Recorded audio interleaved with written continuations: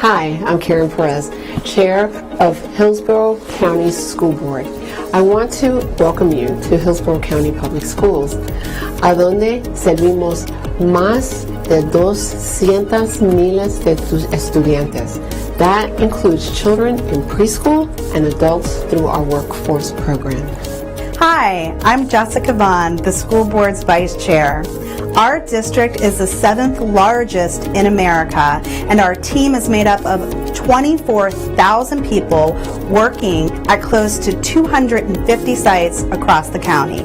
Our district is diverse and dedicated. Our board meetings are held in our board auditorium on select Tuesdays at 4 p.m. The best way to serve our students and our community is to involve you, the public, in what we do. You are welcome to meet or email any of our board members and follow our district on social media. School board meetings are covered live by Hillsborough Schools TV on Spectrum 635 and Frontier Channel 32. Meetings are also streamed live on our website at hillsboroughschools.org. Closed captioning is provided on all broadcasts, and past meetings are available in our online archive. We are interested in what the public has to say. We'll include time for audience comments before we address our business items. Our agenda and any supporting materials can be viewed online in advance. They are posted 7 days before each meeting on our website at hillsboroughschools.org. Our vision is preparing students for life, and that means all students every day. Todos los estudiantes, todos los días. Thank you for your interest in education. With your help, we are making decisions that shape our community's future.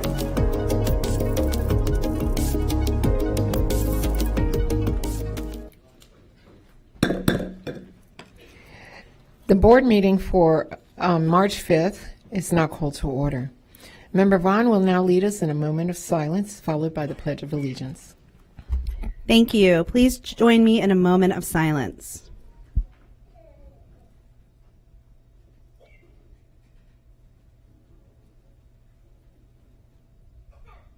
Thank you. Now please stand for the Pledge of Allegiance.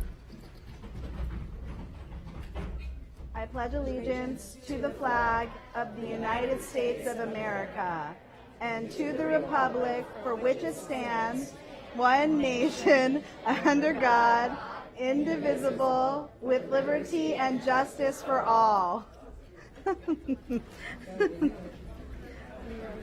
So cute. It's so wonderful to hear the voices of the children in the background. Member Vaughn, will you please acknowledge our student entertainment? Absolutely. I would like to thank the Alafaya Elementary World Drumming Ensemble, along with Principal Lisa Jackson and Instructor James Hemphill. These wonderful students entertained us prior to the start of our board meeting. At this time, we'd like to invite the students up to introduce themselves. I am Nathan Lastra in 5th grade. Logan Bond, 5th grade. Keelani Hines, 5th grade. Anaya Chisholm, 5th grade. Willamar Jonovic in 5th grade. Kendall Corson, 5th grade. Milana Denman, 5th grade. Charlie Stewart, 5th grade. Cadence Flaherty, 5th grade. Ainsley Ingram, 5th grade. Bianca Willis, I'm in 5th grade. Oliver Leisure, 5th grade. Blaze Bizu, 5th grade. Alex Dean, 5th grade. Levi Villel, 5th grade. Gavin Little, 5th grade. Aubrey Mabry, 5th grade. Natalia Brown, 5th grade. I'm Marley Kersick and I'm in 5th grade. Maximus Schaefer, 5th grade. Vincenzo Ivani, 5th grade. Brinley Usher, 5th grade. Rowan Parrish in 5th grade. Audrey Artienda in 5th grade. James Hemphill, grade 23, maybe. Thank you for your support of the Arts in Our Schools Board. Just wanted to say that. Thank you so much. Thank you. Parents, if you'd like to come up and take pictures. Oh, sorry. I can't see. I'm too short over here.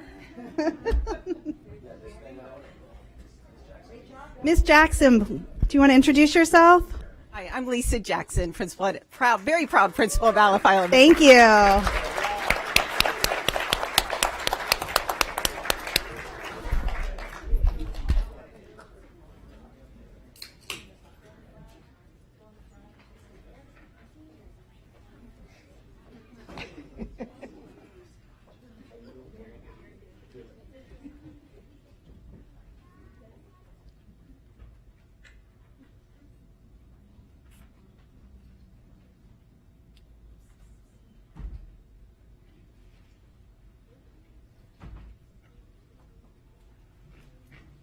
That's a lot of parents.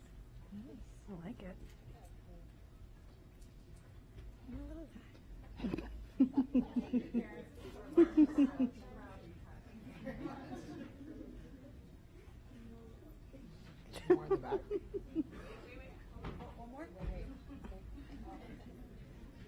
Oh, that's a shiny one.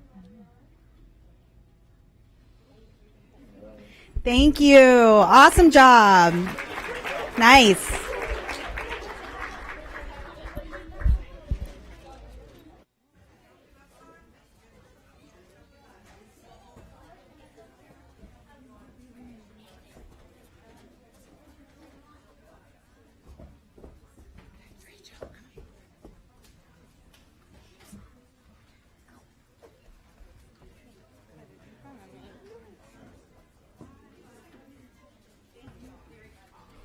Thank you so much, and thank you, parents, for always supporting your students here in Hillsborough County Schools.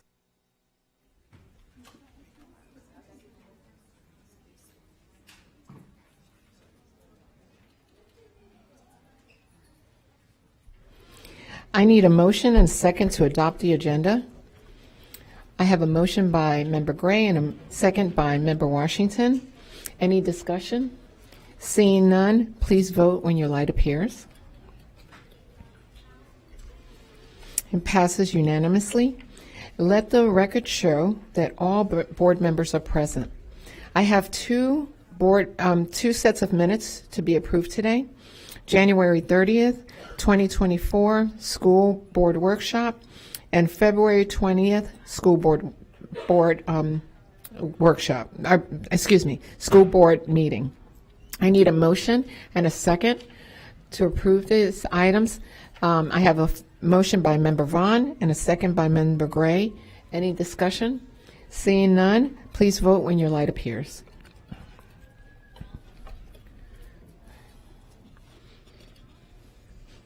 And it passes unanimously. Board members, I would like to go over the format of today's meeting. As a reminder, we are a nonpartisan board who believes all children can be empowered to learn and succeed.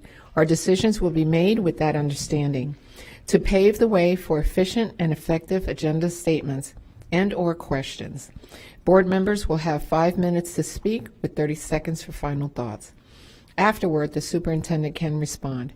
If you have further questions, you are asked to get back in the queue.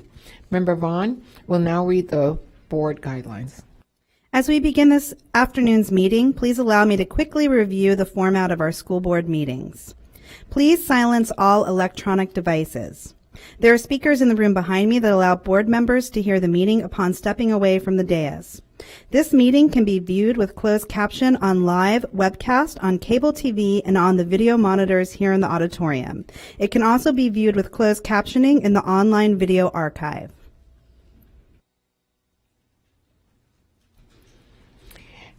We have one item scheduled for time certain, and that's at 6 p.m., employee input. We have recognition of the Tampa Bay Times newspaper in Education Week, March 4 through 8, 2024. Member Vaughn will be highlighting this recognition. Thank you, Chair Perez. Newspaper in Education is a program that encourages the use of the daily newspaper as an instructional classroom tool. Research shows that students who learn by using the newspaper or an online news forum are more likely to become lifelong readers. Newspaper in Education provides an important resource for our students to better learn about current events and what's going on in the world around them. Students can become familiar with a variety of issues that greatly broaden their minds. For more than 50 years, the Tampa Bay Times newspaper in Education program has served Hillsborough County educators, students, and families by providing classroom newspapers, companion materials, and instructional support. Newspaper in Education believes in helping a child learn to love reading, which will improve their chances of success in school and beyond. Thank you, Member Vaughn. The board welcomes comments from citizens and values your input to the board. In order to provide the most comprehensive response to your comments, our staff will follow up with you and keep the board informed about the responses. Our board respects the public's right to speak to the board, and we appreciate you taking your time to be here. However, it is requested that when you address the board, comments are not directed personally against a board member or staff member, but rather directed at the issues. Any behavior intended to disrupt the orderly conduct of this meeting will not be allowed. Our civility policy is in place. When addressing the board, please state your name and speak clearly into the microphone. This afternoon, each speaker will have 3 minutes. Remainder of your 3 minutes start, a reminder, your 3 minutes start when you begin speaking. When there are 30 seconds left, you will see a yellow light on the lectern. A red light and a chime will indicate when your time is up. I will now call up the first 5 speakers.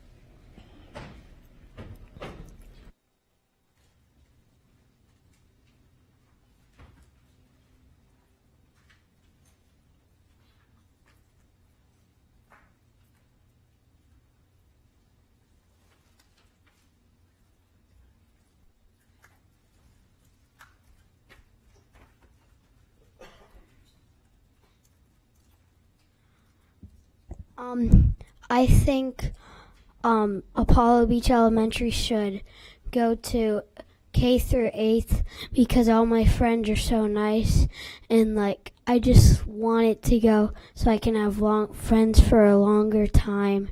And I love going to After School Victory, and sometimes I get to be a walker, and I love that. Thank you. Next speaker. Hello, my name is Eli McNeve, and I would make Apollo Beach a K through 8. Thank you. Next speaker. Hi, I'm Jessica McNeve, and I will be reading a speech written by Allie Bradley. My name is Allie Bradley, and I am a mom of 2 wonderful boys at Abe's, a 1st grader and a 4th grader, with a soon-to-be kindergartner next fall. I have been an educator for 15 years. I began my career teaching in Washington, D.C. public school system, which laid the foundation for me as an educator in terms of my philosophy on classroom management, accountability, and relationship building. The students I taught there came from extremely challenging home lives, and I'd be lying if I said their school experiences were much different. They were passed through grades without meeting standards, truant more days than present, and lived in a survival mindset. However, when someone like myself took the time to get to know them, build their trust, and hold them accountable to their potential, the hard exterior shell started to fall away. When we moved to Florida, I started teaching in a private school. While the lack of behavior challenges was refreshing, on the flip side was a belief that all children were, quote, A students. There wasn't much room for individuality or support varying levels of development. Oddly enough, I was missing that deep purpose that I felt in D.C., so I decided to step back into the public school system. I was fortunate to land a spot teaching at our neighborhood middle school, Eisenhower. I had heard all the horror stories, but knew where I would begin teaching my career. I knew there couldn't be anything more challenging.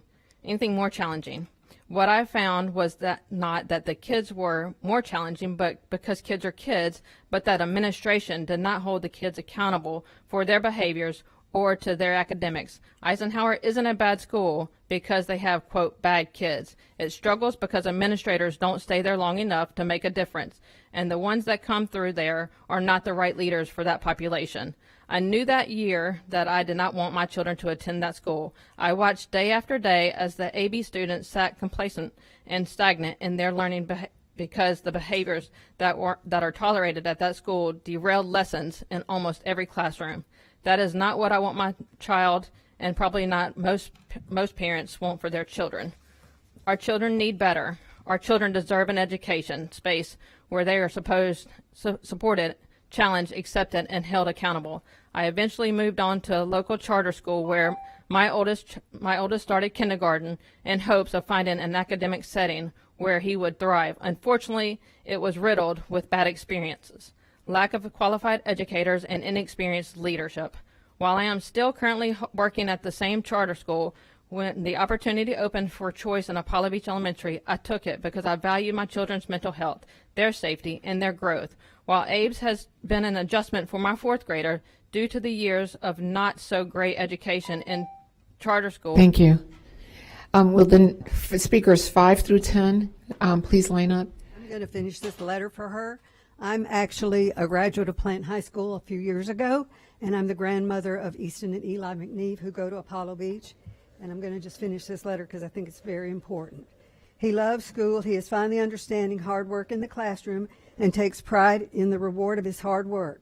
He feels seen and appreciated by his teachers and is held accountable to ensuring he does his part to contribute to a safe and productive learning environment. He's always been more quiet and reserved, but this year he has opened up. He sees his peers out at games and events, and he lights up. He has found his voice and is using it to stand up for himself and express his need, and is becoming the best version of himself. I fear that in a year and a half, when he enters middle school, he will fall through the cracks of a school like Eisenhower. I am not sure what our option would be because I would not bring him back to the charter I currently work at due to the revolving door of teachers in our middle school and the lack of structure in general. I would like middle school and I would likely choice him to another school, which means navigating getting my 2 younger children to Apollo Beach, my middle schooler to a school somewhere, and myself to my own school, extending ABS to a K through 8 not only ensures my kids get to attend school in one place and feel safe together, but also provides them consistency, structure, and challenging academics that they will not receive from local charter schools or public options. Thank you for your time and consideration. Consider Allie Bradley. And I'd just like to say that I think I've seen my grandkids grow up in Hillsborough County. I grew up in Hillsborough County. School system here is absolutely wonderful. I went on to become a registered nurse of 43 years. And I think giving my kids and grandkids the education that they deserve to get out and be real successful people in this county and stay in Florida is very, very important. Thank you. Thank you. Next speaker.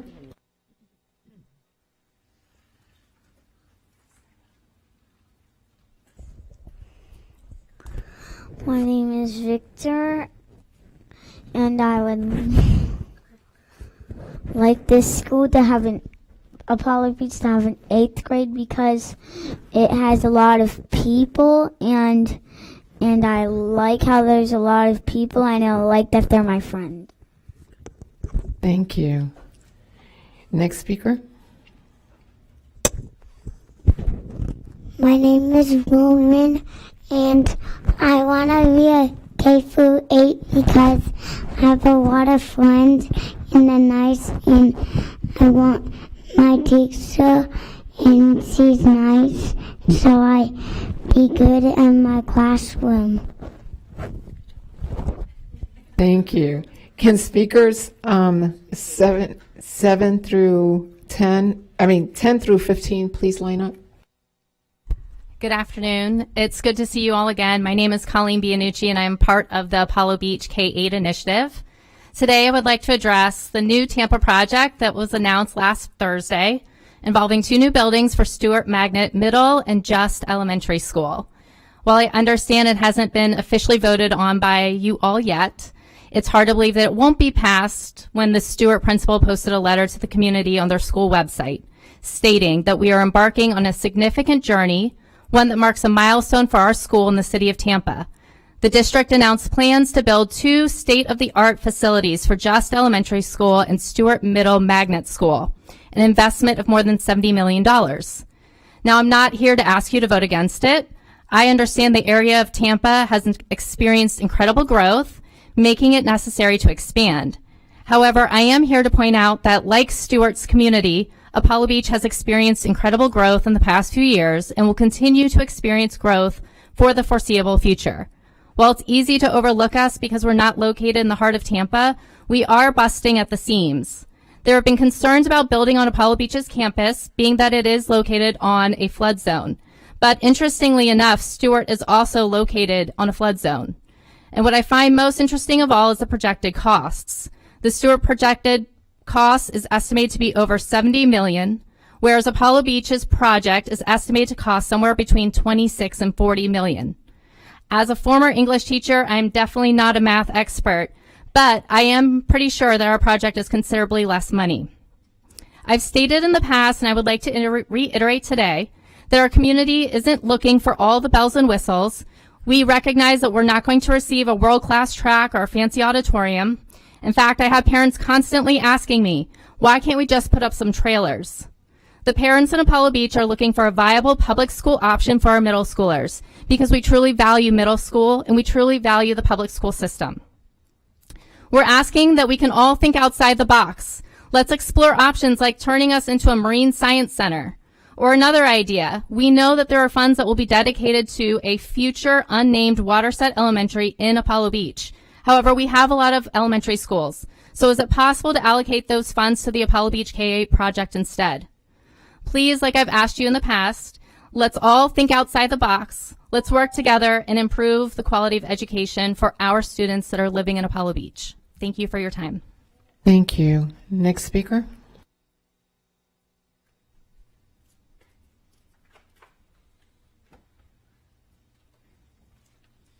Hello. Honorable members of the Hillsborough County School Board, my name is Richard Zion. I'm a grandfather of two girls in Apollo Elementary and a grandson in Eisenhower. I'm here to reinforce the adding of the K-8 for Apollo Beach. There may be more essential time in a child's education than their adolescent years. All too often, these adolescent years are spent in poorly designed middle school settings, which increases the likelihood that the students will succumb to peer pressure and fall off the academic track. The solution is to adopt a system for students in the middle grades to be structured as the continuation of the elementary school community. This can be best accomplished by structuring K through 8 grades with separate building on the same campus, or trailers, or what we used to call them, module. The balanced approach provides the benefits of a separate middle school structure without the challenges that can derail educational success when the students are thrust into a larger foreign school environment at the fragile time of their development. This transition of students into a middle school is overwhelming to them, emotionally and academically. They need to be nurtured as far as their comfort levels for their well-being. Having the same familiar faces and surroundings relieves that anguish that they have when they entering a new phase of their lives. Having to continue 6th grade here at Apollo Beach Elementary represents both worlds, allowing the students to develop socially among their peers in a stable and familiar school setting, while also providing a specialized instruction needed to ensure students have leave 8th grade ready to succeed in high school. Something else I'd like to bring up too that I don't think has been brought up.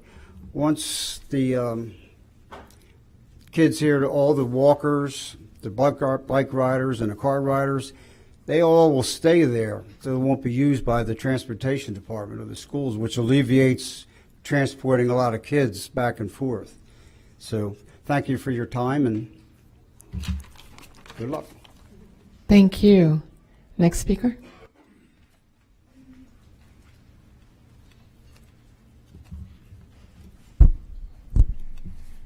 Hello, my name is Penny Childs. I go to Apollo Beach Elementary, and here are my reasons why Apollo Beach should be a K through 8.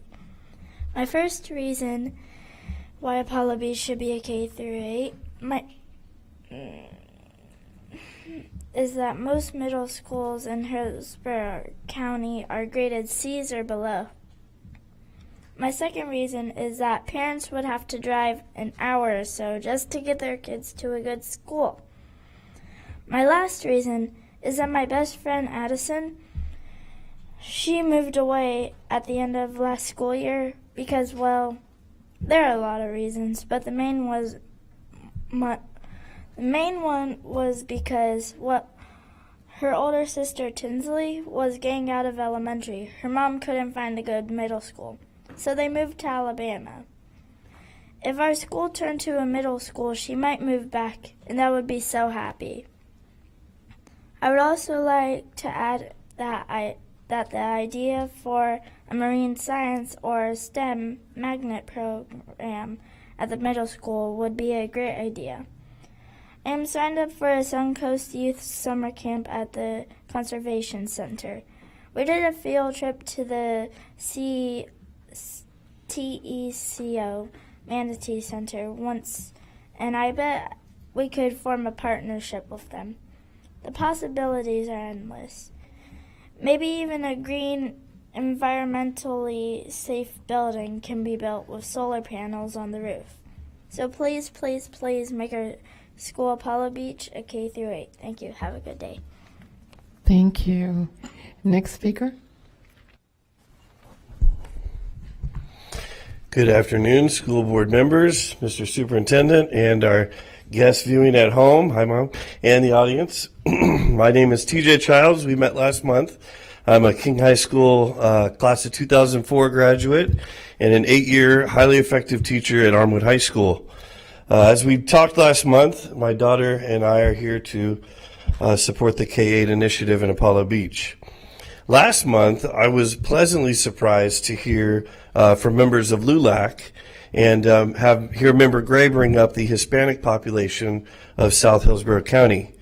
It's no surprise this time of year is busy for a significant part of this population. We're celebrating our Strawberry Festival, and it is peak crop picking season. My own condo in the past we've used to seasonally rent to a Demare packing plant manager who traveled with her family several months of the year to Apollo Beach. And oh, guess what? They loved Apollo Beach Elementary School. The mom says her daughters did so well there. In fact, of the 7 schools cited last month in the South Shore area with significant Hispanic populations, Apollo Beach has set the bar. 5 times School of Excellence, the only school with an A rating. I don't speak bad of the other schools. I'm not familiar with their individual situations, but accountability reports are publicly available for a reason. I can, however, speak directly to the success that the administration and staff at Apollo Beach have created with their model. As an economics teacher, I teach my students economic principles, such as the rationale for investments. There is a difference between investing in a project because you anticipate the monies will help grow the product, compared to investing in a project because the product is growing. It is successful, and it will continue to grow. It's already proved a success, but we need more capital to grow. Our community is with you. We are recognized as the community eligibility provision for free meals, but we do support our school with what we have. This year we raised $40,000 for a new music renovation. Last year was $50,000 for a renovated media center. Will you join us to make Apollo Beach K-8 strong? Mr. Superintendent made remarks this past week of his pride standing at Blake High School, where he was hired 27 years ago, supporting the Just Stewart Project. I can only hope that I have the same opportunity to help create something and to be a teacher at my daughter's new K-8 school. Thank you. Thank you. Next speaker.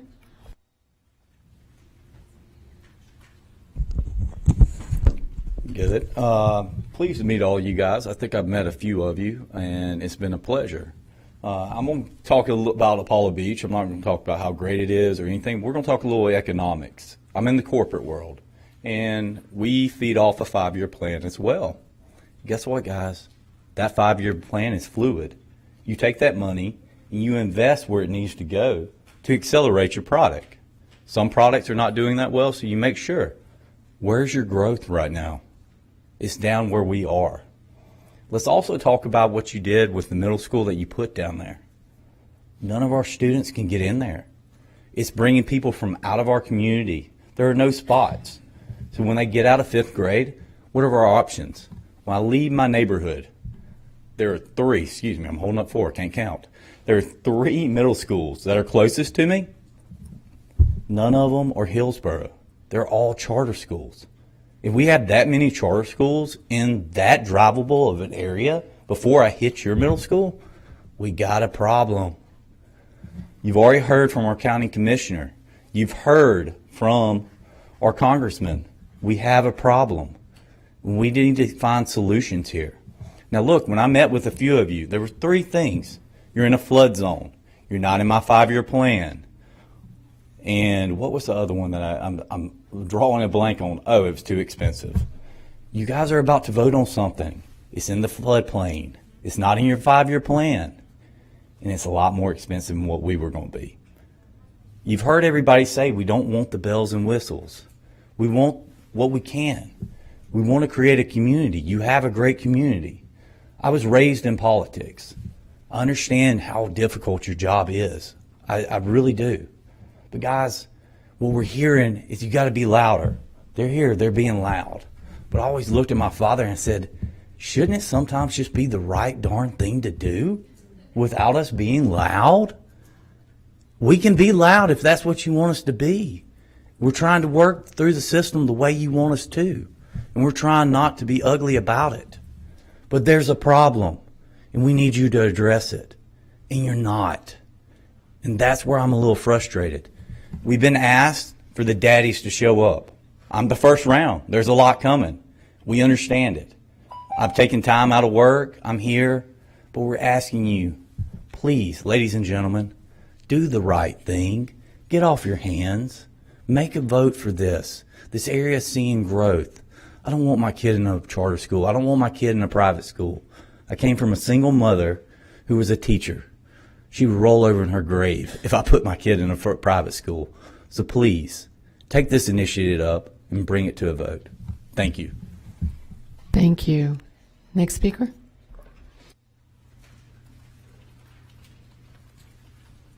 I don't know how to follow that, but I will try. My name is Sarah Rutherford. I am a mother of a student, a 3rd grader at Apollo Beach Elementary. I stand before you today to encourage you to approve the initiative to expand Apollo Beach Elementary into a K-8 school. I've outlined a few reasons I believe this is so critical. The first reason is the huge population increase in our area. You cannot drive down any major road in our community without seeing huge apartments and townhouses going up everywhere where you look. 41, Big Bend, Paseo Al Mar, the area is booming.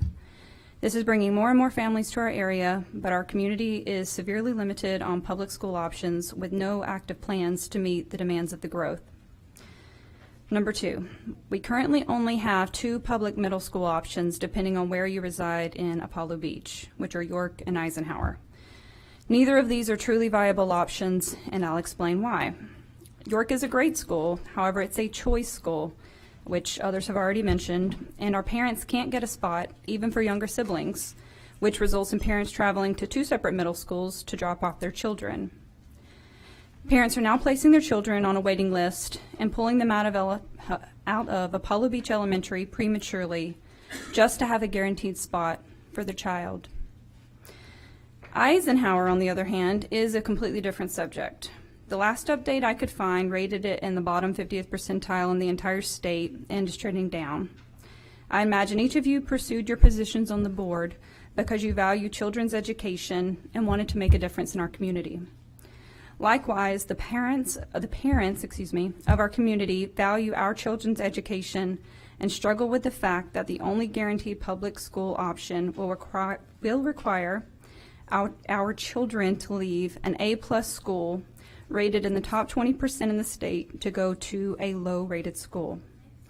Our parents are forced to consider charter and private school options in replace of our public school options. As you know, this directly impacts funding that public schools receive.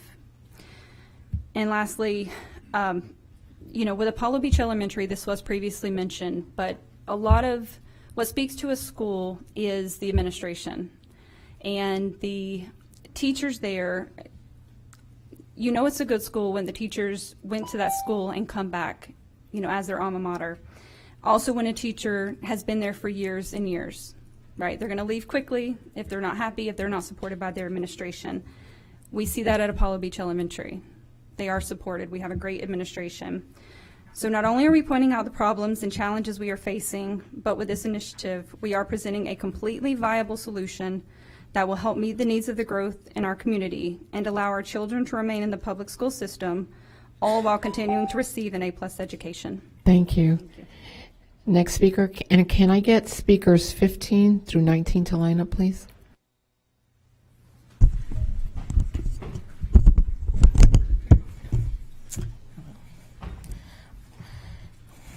Good afternoon, everyone. My name is Trinika Trotter, and I am a concerned parent of a high school student here in Hillsborough County.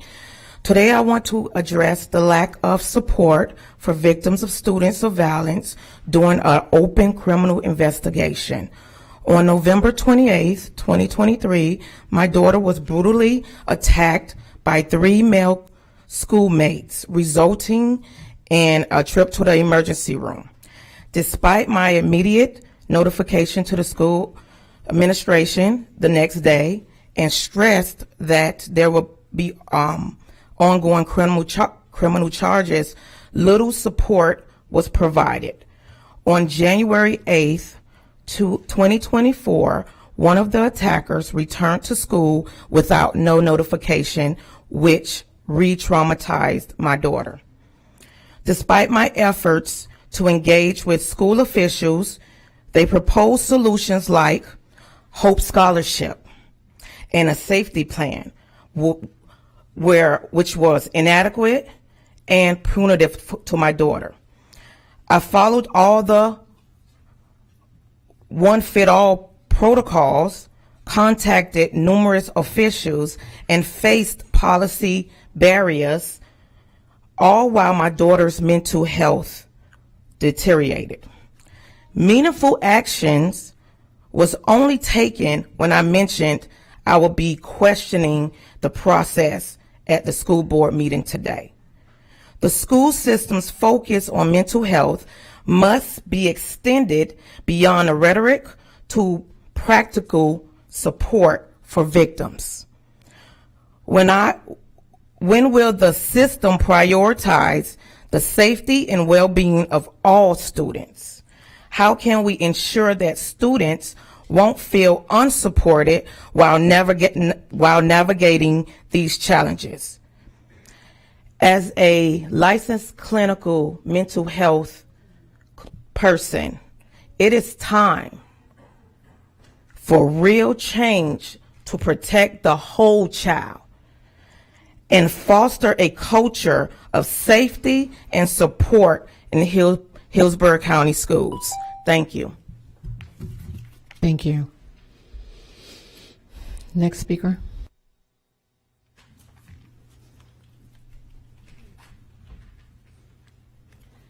I would like to thank the school board for this opportunity to address you today.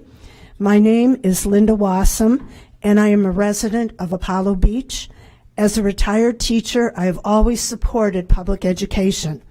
My 9-year-old grandson is a 3rd grader at Apollo Beach Elementary School, and my 5-year-old grandson will start there in the fall.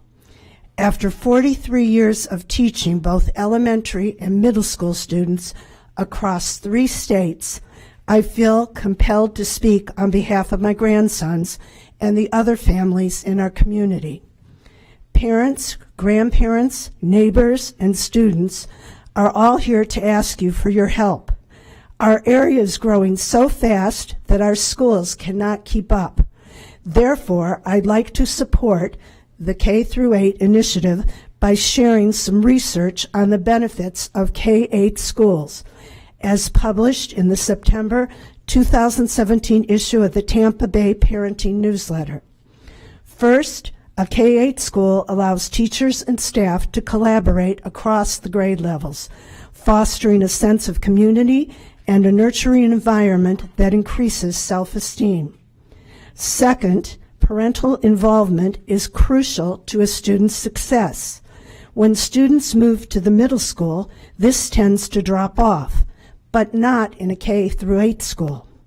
Third, the K-8 school affords more opportunities for students to develop leadership skills.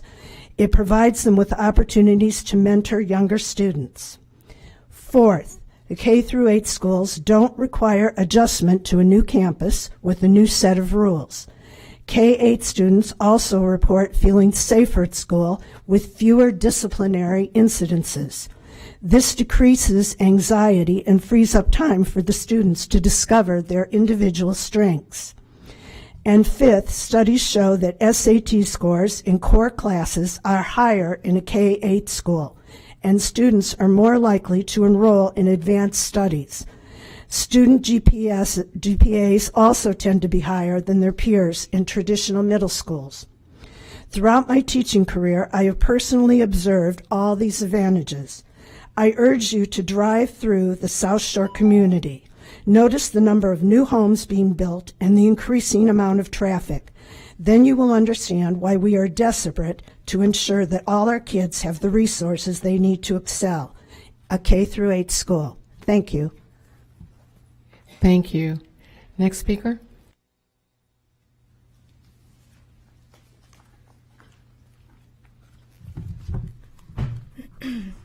I'm Rachel. I'm a parent of 2 in your schools. I'm here today ahead of the March 26th meeting because I wanted my full 3 minutes to ask you to implement changes in the book challenge process. One citizen in this county is consistently here speaking over other parents to dictate our kids' educational environment. This person is the cause for the challenge on the book Identical, for which you're having the upcoming meeting. Why does the policy allow one person to drive from school to school where their kids do not attend, challenging books and speaking over the actual parents there? Out of curiosity, I went to the challenge meeting in the fall at Armwood High when this person challenged This Book is Gay. Again, we were the only parents there, and neither of us has kids at Armwood. There were no Armwood parents there.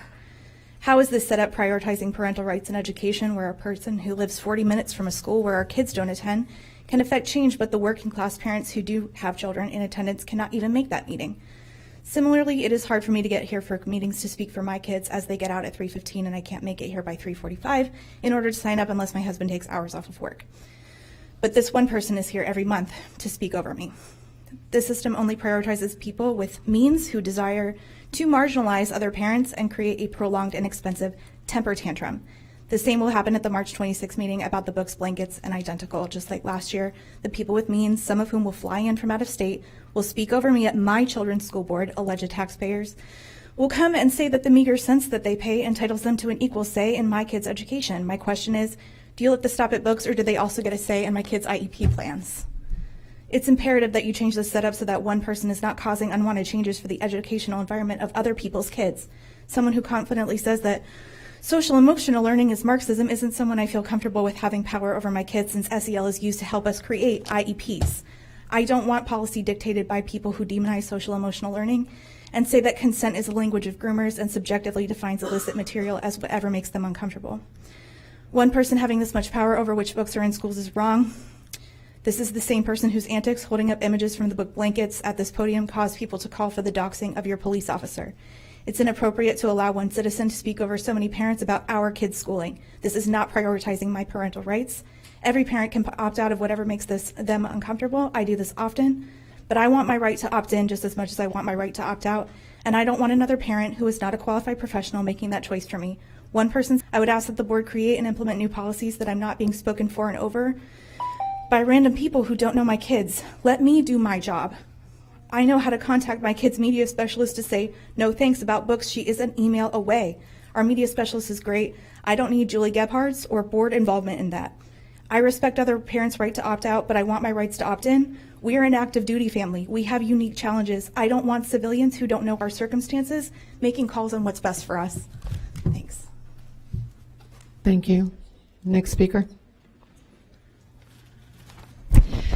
Hi, my name is Corey Wassam, a parent at Apollo Beach Elementary School. I'm here to read for another local parent who couldn't attend. My name is Teal Brooks. I am the parent of 2 children, ages 8 and 11, both of whom attended Apollo Beach Elementary School until the fall of 2023. My husband and I have lived here since 2013. We both grew up in the public school system where accountability and regulation are expected. Abe's is an A-rated school and a true gem, one of the reasons we moved to Apollo Beach. Our children loved Abe's and were heartbroken when we had to pull them. Our oldest, Sydney, currently a 5th grader at LLT, was at the point where we needed to get her enrolled into a lottery so that she could attend a decent middle school. It only made sense to enroll our younger son at the same time. It isn't right that our kids are separated and pulled away from the friends they've come to know and love, all because there isn't a close middle school for kids in Apollo Beach. Abe's students end up spread across 8 different schools where they often don't know anyone. Transitioning from elementary to middle school with friends is one thing. It's quite another when our kids step foot into a new school at 10 or 11 years old and they suddenly don't know anyone. Additionally, these schools all have different days off, different vacation days, different start and end times. It's a real nightmare having kids at multiple schools, especially for parents lacking a strong support system. The issue of transportation makes matters worse. Charter schools lack busing, which forces working parents to compete and pay for sparse aftercare even if their kids are old enough to come home after school. These poor kids are left at school until 5 or 6:30 at night sometimes, not because they can't be at home alone, but because they don't have a ride to get there. This is a 10.5-hour day, a longer day than most working adults. Additionally, the distance, traffic, and lack of infrastructure in our area means that our kids are not safe riding a bike or walking home. Parents who do have the flexibility to pick up their kids often spend over an hour in our car lines. If your kid is in sport, you must rush straight to the fields to make it on time. The transportation chaos alone is enough to warrant the K-8 initiative. Please hear us when we say that turning Abe's into a K-8 is not a want, it's a need. Our kids deserve a zoned middle school close to home that they can attend with all their friends. We all know that the adolescent years are tough. Let's make it a little less stressful in the fall of 2024. Let our Dolphins come back home. Thank you. Thank you. Next speaker.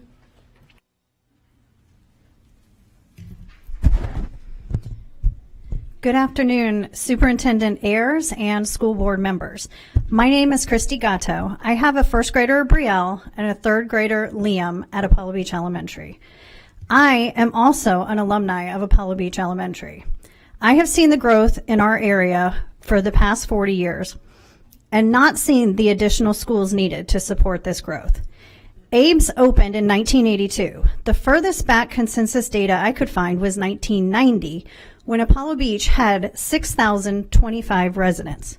We now have 26,444, a 338% growth.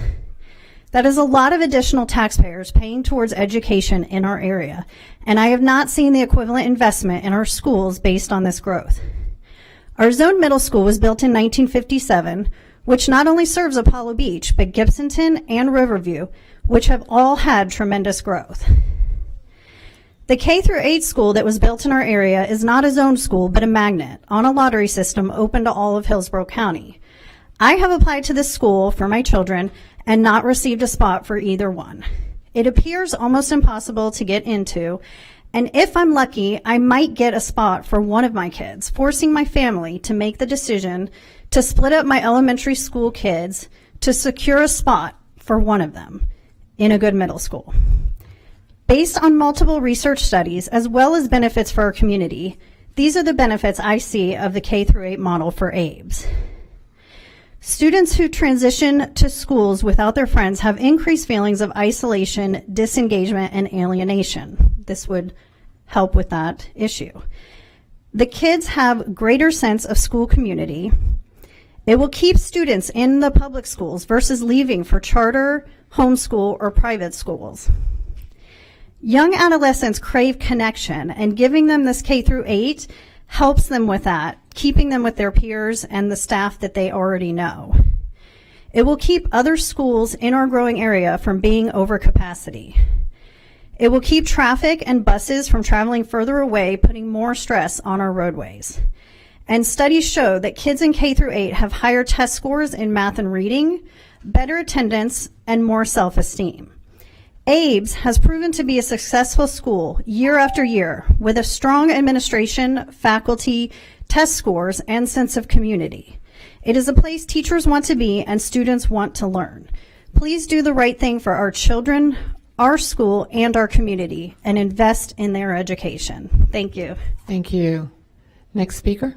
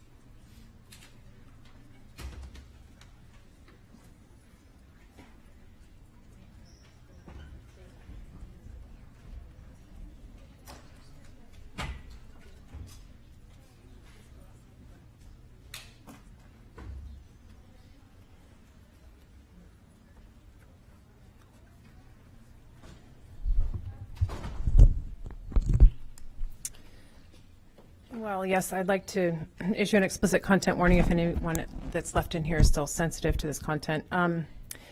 When I came here 3 years ago, I'll grant you were not aware of what was in our libraries. You didn't know that there was pornography here. You were shocked when I read about the pedophile in the bluest eye, when he described, quote, the breasts of little girls, the buds on some of these saplings, as he called them, mean little buds resisting the touch, springing like rubber, daring me to touch.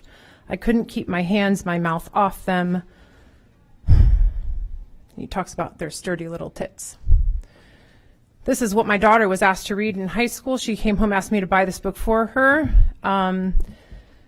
Still, there are 40 copies of this book in our schools, and maybe teachers still having students purchase them, like my daughter, her sophomore year. I can find a lot of diverse books that don't include this type of content. Now, 3 years later, I've come to around probably 25, 30 board meetings and read to you from scores of explicit vile books. I've sent emails, I've given you content, and I've begged and pled with you to protect the students. You've even asked me not to read, and I get it. The books are humiliating. It's humiliating to read them out loud.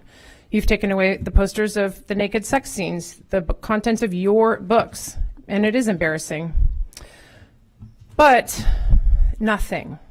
I still keep checking, and the pornographic books are not going anywhere. Tens of thousands of them now that I have discovered. Your book committees are doubling down, approving the contents again and again. Principals, head media specialists over all of HCPS, your executive director of instructional support, assistant superintendent of curriculum and instruction, coordinator of school counseling services, they're voting yes on this book, Identical, already approved in both the school committee and your district committee. 24 copies of this in our district, including at my daughter's former high school. One of her milder books, I might add, this is Ellen Hopkins. Your committees has said this, it's a cautionary tale, a tale of survival. So in the meantime, when you give this a tale of survival, you're saying that in order to caution kids, you have to drag them through the sewage of this content, giving them graphic detail of the psychotic BDSM rape scene where the perpetrator drugs his victim, restrains her ankles and wrists to the headboard, and then, let me just read a little to you. He flips me onto my belly, yanks my legs apart. I know the restraints are there. Say it, he demands, like I should know he means, please, sir, punish me. He punishes me. I whisper into the pillow, I understand. Leather snaps, heightened pain, forced inside me, stuffed inside me. And then I could read to you from the rape scene of her father raping her. She tried to sit up, but Daddy pushed her down gently against the mattress. Stay just like that for Daddy. I want to teach you something new. He lifted her nightgown, rolled it up over her belly, coaxed her thoroughbred legs apart. Thank you. Do your job, please. Next speaker, please.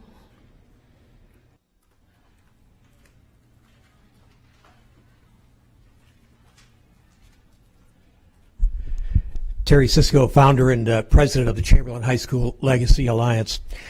I want to thank the school board and district leadership for all that you've done to help us in the Chamberlain pattern.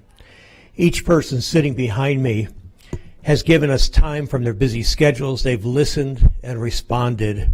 We have a new standard of beautifying our campus based on Chris Farkas' work. If it doesn't make us look like Jesuit, we don't want it. We got spoiled, but we're so proud of our campus. Thank you, guys.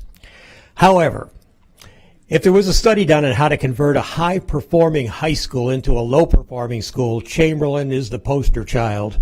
Here are 3 steps. Step 1, change the boundaries. In 1996, I attended a school board meeting when Chamberlain boundaries were adjusted southward to include Sulphur Springs and parts of Seminole Heights.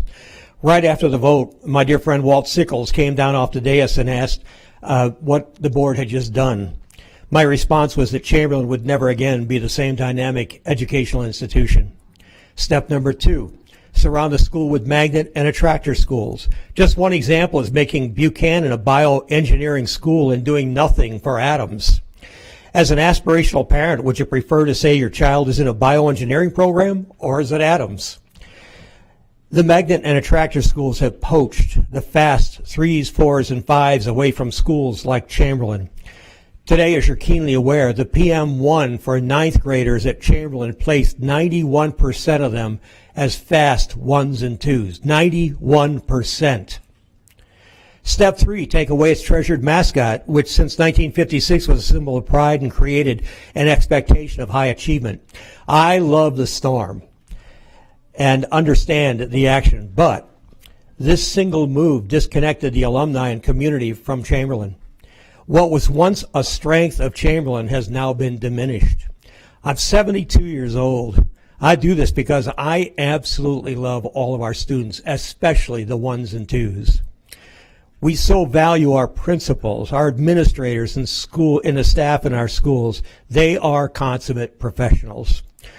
But we have got to do something profoundly different to fix the Chamberlain ecosystem for our students and our staff. Due to my time constraint, I want to just plant 4 seeds for you tonight.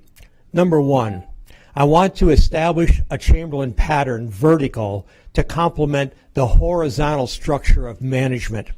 There is a lack of connectivity between our feeder pattern of schools. Number 2, I'd love to suggest we place Nashira Mitchell at the head of that vertical. She's uniquely positioned, qualified, and will be available for at least 2 years. Number 3, work towards making Adams and Chamberlain work towards 100% 3DE. Thank you. Thank you. Seeing no other public speakers, I need a motion and a second to approve the consent agenda. I have a motion by Member Combs and a second by Member Gray. Please vote when your light appears.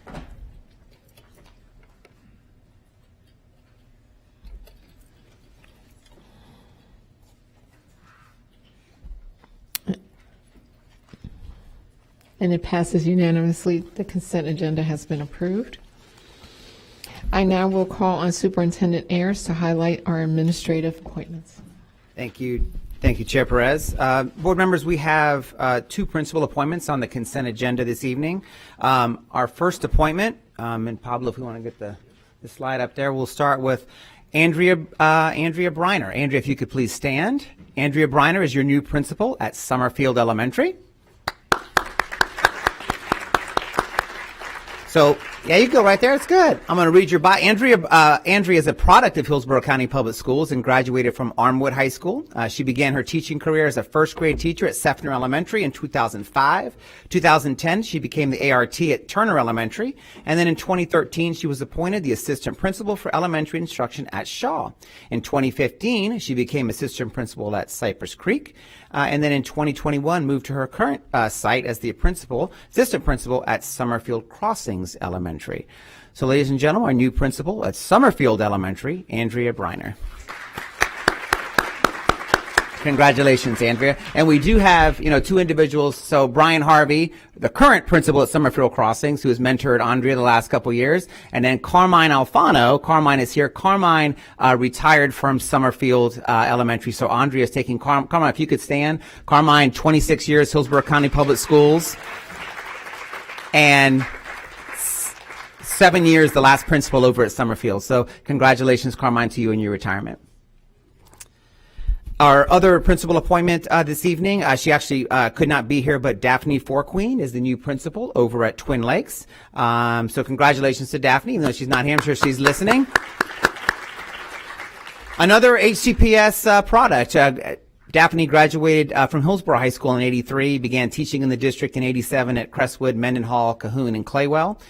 She taught K-5 and gifted. In 2001, she was appointed to AP and served at West Tampa and Mort. Appointed the principal at Metropolitan Ministries in 2011. She actually opened Sullivan Partnership in 2015. She was the principal of Kimball Elementary 2018 to 22. She was the principal of Just last year, and currently now she is the principal on special assignments supporting Ippolito and students transitioning from Just to Tampa Bay Boulevard Elementary School. So congratulations to Daphne, the new principal of Twin Lakes.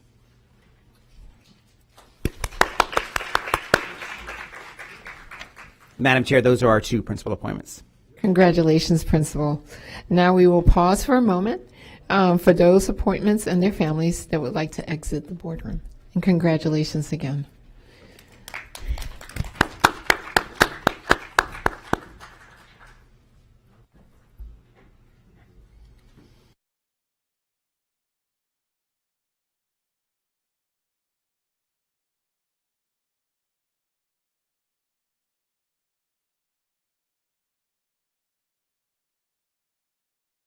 The following items will now be heard: C201, C502, C702, C713, C1001, and C1101.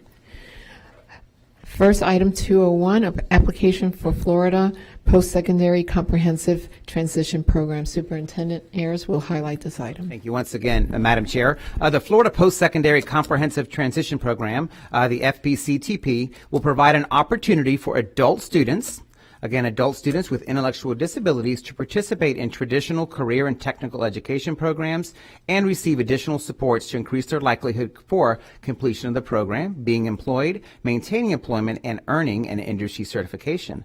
Approval for this program would open opportunities for the grant to fund additional support to support students, faculty, and staff, as well as scholarships for program students. The Florida Center for Unique Abilities requires governing board to approve the application before submission. So board members, this is an application that requires the governing board approval, and then once this is submitted, we'll then be able to proceed and begin, assuming approved, begin our work this fall.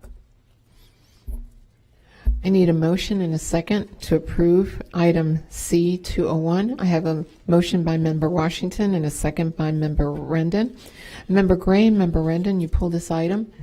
Do you have any questions or comments? Member Gray.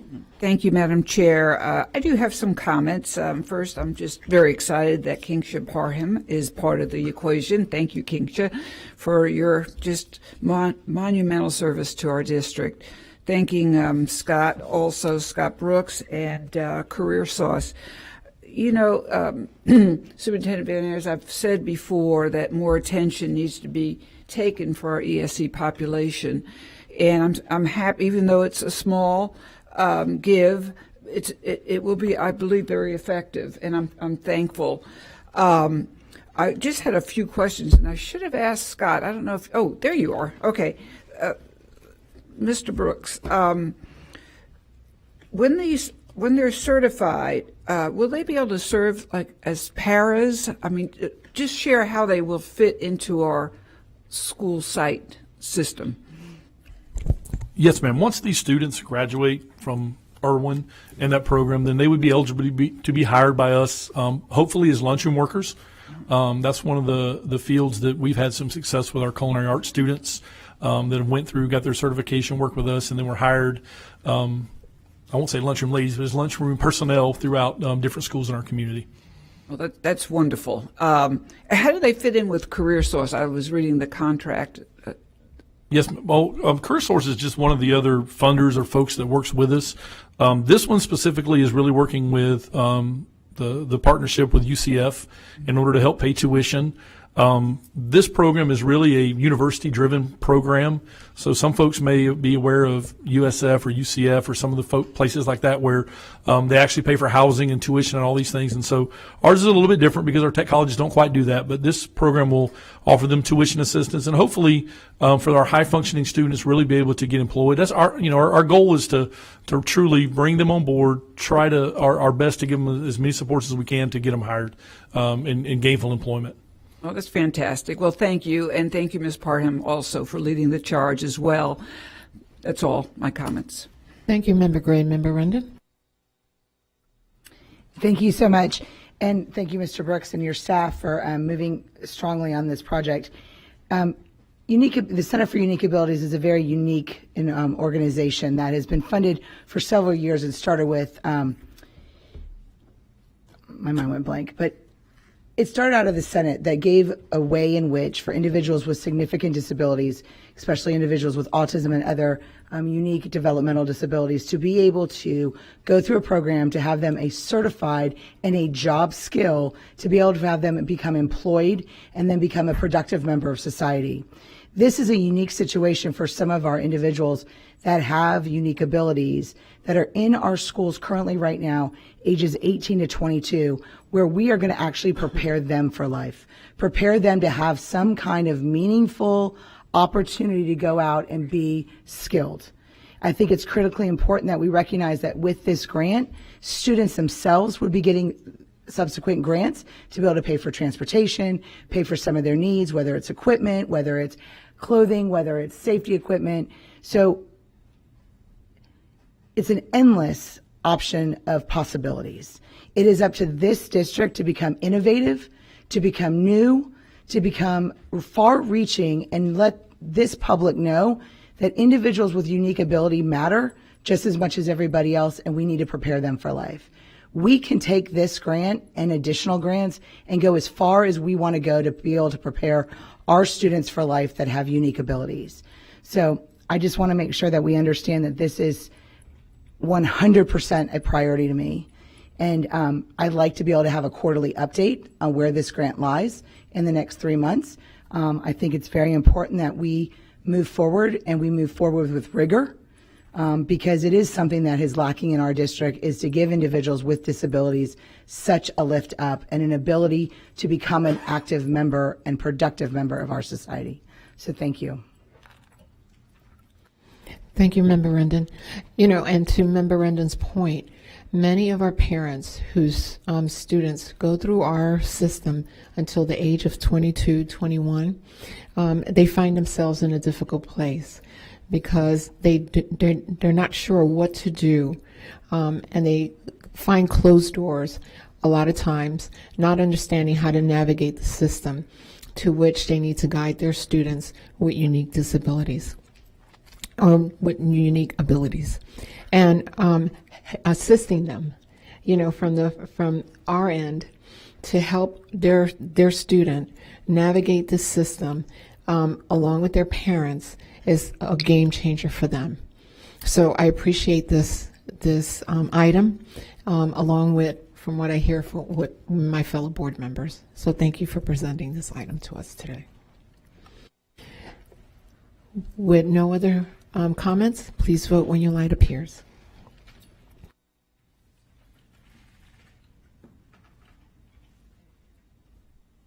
And it passes unanimously. Next item is item 502, colors, mascot, and bell times for Adam, I'm going to pronounce Adam, thank you, K through 8 school. Superintendent Ayers will highlight this item. Thank you, Chair Perez. So 502 is approval of the colors, the mascot, and the bell times for our new ADAM K-8. As our board members, this is our new school for the 24-25 school year. As board policy, it doesn't require approval of that mascot. So Principal Scott Weaver, the principal of ADAM, if you can come on at. So Scott Weaver has worked with the communications team to ensure that all stakeholders had an opportunity to weigh in on the mascot selection, and that name is the pretty cool Aviators. The mascot is a fitting tribute to our military families and MacDill Air Force Base that's just 5 miles away. The proposed school colors will blend well with both the colors used by the architect and the aeronautical theme of the mascot. Bell times will be 8 to 2:50 and adhere to all our current and future guidelines. So, Mr. Weaver, if you could kind of give us an update on the mascot, and I know there's a lot of excitement around ADAM in the opening this fall, sir. Yeah, yes, sir. Madam Chair, school board members, Superintendent Ayers, and staff, I want to thank you for having me here this evening. I'm Scott Weaver, the inaugural principal of Kenneth E. Adam K-8 Magnet School in South Tampa. And I was trying to think of a way just to describe the excitement in South Tampa right now. I don't know if you've seen the social media. I want to thank all of the moms and dads that have been very supportive of me and of the school. And one thing I could think of in the past is back in 2002, I attended a leadership group over at Eckerd College, and Shake Washington was also in that training with me. And I remember the final day of the training when Shake stood on top of a table and did a dance in front of everyone. And if you know Shake, then you're not surprised by that. He's high energy, but a great mentor for many people. So as we, prepare for the grand opening, I've been meeting with community members, moms, dads at restaurants in the community. We've had over 1,600 students already apply for the school, and we're still open for another 2 weeks. So I anticipate, getting close to 2,000. The parents, I get calls every single day from parents wanting to be a part of the new school. They want to know what they can do right now. So we're developing a foundation. We met last night for 3 hours, a PTSA, a dad's club, of course. Every school that I work at, we have to have a strong dad's club. And this year at ADOM, it'll be the first time that I've ever been a part of a school where we've had a mom's club. And we've already had over 60 moms, and they're going to be announcing the meeting place Thursday evening when we're meeting at Robinson High School for our second community overview. The first community overview was at Plant High School, and we had over 700 parents in attendance. So every single seat was taken. They were standing around the entire room, out in the hallway. I think we had another 100 parents online watching. I mean, it's been nothing but spectacular. So, and I assure you, we're going to knock it out of the park. It'll be an opening unlike anything you've ever seen. So I'm very excited.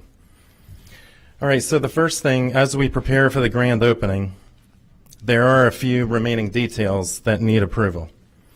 First, I'd like to discuss our school colors. I am proposing that our official school colors be navy blue, Carolina blue, gray, and white. These colors were chosen because they fall in line with the colors being used in construction. The color schematic shown on the screen from the architect Long & Associates shows how these colors are being used throughout the school. Due to their strong physical presence around the campus, we are presenting them for approval as the official school colors. These 4 options will also help us determine uniform top, bottom, and spirit shirt colors. And I have a few samples that I could pass around.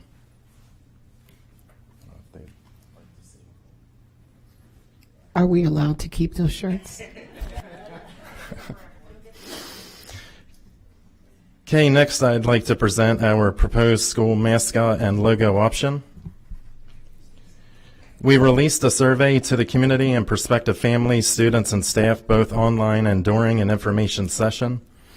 Over a 2-week period, we had over 1,300 responses. Of the responses submitted, 64% felt that aviators would be the best choice to be the mascot of Kenneth E. Adom Magnet K-8 School.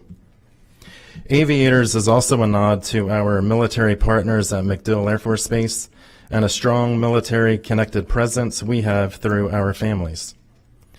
On the screen, you will find a few variations of what our logo would look like. For the mascot costume, I am looking into options for an eagle dressed in pilot's gear. Okay, and then the last item I would like to discuss for your proposal is the start and end time for Adom K-8. I am proposing an 8 a.m. start time and a 2:50 p.m. end time. And I'm also aware there is another school, York, that is in a similar situation as ours, and I believe they have an 8:10 start time. So if you wanted to keep us in alignment with them, I would be more than agreeable to that as well. Following our first information system, I heard from families that they would like an earlier start time. With an 8 or 8:10 a.m., we would fall in accordance with House Bill 7333, which will go into effect in July 2026 and will require middle school instructional days to start no earlier than 8 a.m. Additionally, we will not have transportation, so this proposed start time would not impact bus routes in our area. Thank you, Board and Superintendent, for your time. I look forward to hearing your questions and comments regarding these 3 proposed items.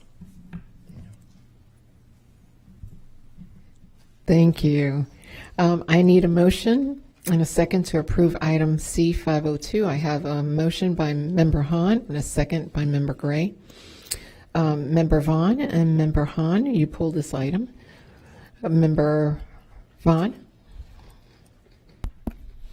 I defer to Member Hahn, whose district this is, to go ahead and speak first. Thank you. You're very kind. I'm very excited. I live in the heart of South Tampa, and the buzz is everywhere. I go to a grocery store, the movie theater, walk around the block, and everyone's talking about it. So kudos to you and your team. You've gotten the word out, and people are excited. I defer to your expertise and the district's expertise around the start time. It makes sense to me what you're saying, though. I love the mascot. It's very unique, and I love the imagery of an eagle soaring through the air, or dressed as an aviator, even a plane soaring through the air, and how kids are going to go to that school and they're going to soar, to the stars. So I love all the imagery around it, and it's just very unique. So I'm excited. I know family, friends, neighbors are very excited. It's going to be a success. It's a beautiful campus. So I wish you the best of luck. And I know it's got to be very exciting. Every time I talk to a principal who's opening a new school like this, it's a very exciting opportunity to be the first principal of a new school, I would imagine. It's a lot of pressure, right? But I would imagine it's very exciting. That's not something that every principal gets to experience in their career. And so you really get to set the tone and really the foundation for a strong legacy. And so thank you for the work you and your team are doing. I'm very excited to support this tonight. Yeah, thank you. Thank you, Member Hahn. Member Vaughn? Thank you. I echo a lot of Dr. Hahn's sentiments.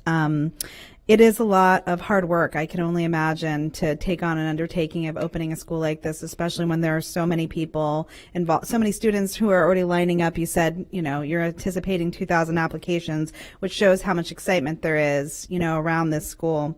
I also love the design. I would have loved to see the orange incorporated in the school colors, but I think it will be great the way it is. The shirts are very beautiful. I love the fact that you allowed the students to have some input on the mascot. I think that's really important, that the student voices are included in that and they're excited about that. I like that part of the process of letting the students, again, have input on that. I think that's really important, engaging them into the school and feeling a part of it. So I love the fact that you did that, and that the community is really excited about it. So I think this is a testament to, if we're properly funded, how we can create really great K-8s, which I think our community wants. And I think this is going to be a great opportunity to highlight examples of what we can do in other parts of our district as well. So thank you for all of your hard work, and I'm excited to support this tonight as well.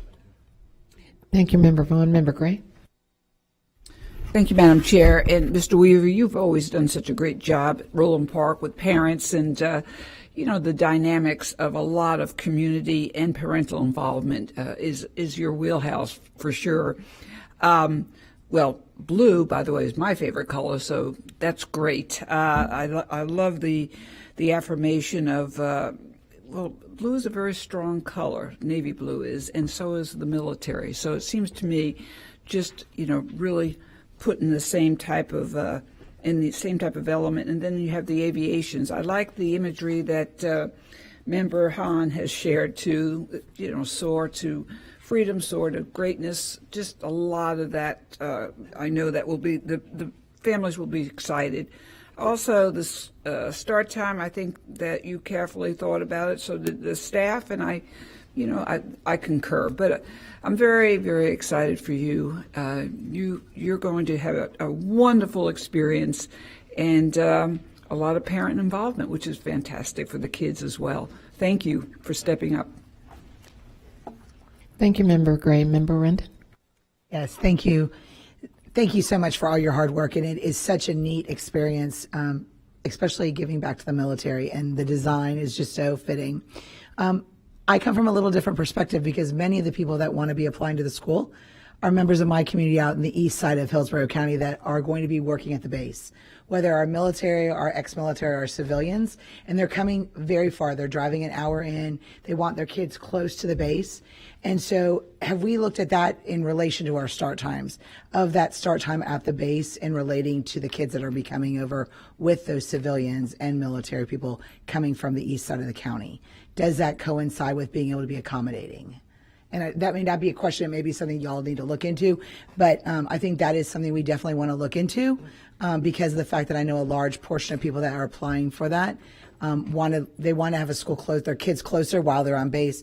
So many of the families that in our military and our civilian workers have to leave for extended periods of times. So they like the fact that their kids are close to the base with other family members or other, to be around. So the consistency. Yeah. Thank you so much again. Great work. Yeah, thank you. Thank you, Member Rendon. Member Washington? Thank you, Madam Chair. Scott, I know you're excited. It's great to open up a new school because you have because you have the ability to put your own touch on the school. And I see you've already started doing it. And I like the part about the dark at the bottom, the blue at the bottom. A lot of people don't understand why people do that sometimes, because kids have a tendency sometimes to mark on the walls at the bottom, not trying to all the time. And when you got dark colors, it makes the school really keeps it looking really clean. And Scott, I've been knowing you for a long time. You almost told a secret on me there. So I know your hard work, Scott, and your dedication. You've been an administrator for a long time, and you've been a real good administrator in Hillsborough County. And I love the aviation part of it, letting the kids do it, because you got buy-in from the parents, from the dads, even the dads in there. You got buy-in from the students, the dads, and the community. So Scott, I know you'll do a great job. I got to come over there and visit your school sometime. Yeah, definitely. Okay. Thank you, Madam Chair. Thank you, Member Washington. Member Combs? I just want to say thank you, Mr. Weaver. You're gonna be very missed at Roland Park. I just want to thank you for your leadership there. You've done a great job, and I know you've left it in very good hands. So I just want to thank you for that, and just say that I'm very excited. I keep hearing all the wonderful things. You know, people who are coming from everywhere who would like to go, not just because it's a beautiful school. Really, it's because of your leadership, and I think that's really important. I know a lot of people who want their children to go there, not because it's a brand new, beautiful school, is because you're leading that. So I want to thank you for your leadership. Also, just the Adom family is very excited. I know that's what they were really hoping, was for the aviators in memory of their father.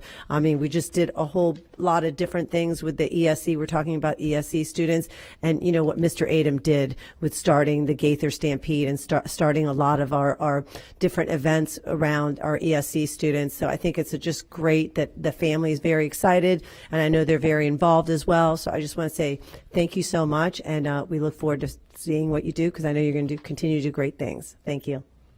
Thank you, Member Combs. The start time, the mascot, the colors are all, but my buy-in is, and what caught my attention is the Mom and Dad Club. Because once you have parent involvement, there's school success. And, you know, the kids' involvement in that school is going to be incredible, because the parents are supporting that school. So congratulations. The school looks incredible. And seeing no other comments, please vote when your lights appear.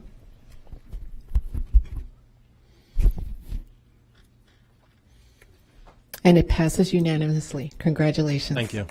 You can, Mr. Weaver, you can wear your shirt now. Now you can actually put it on officially. Yeah.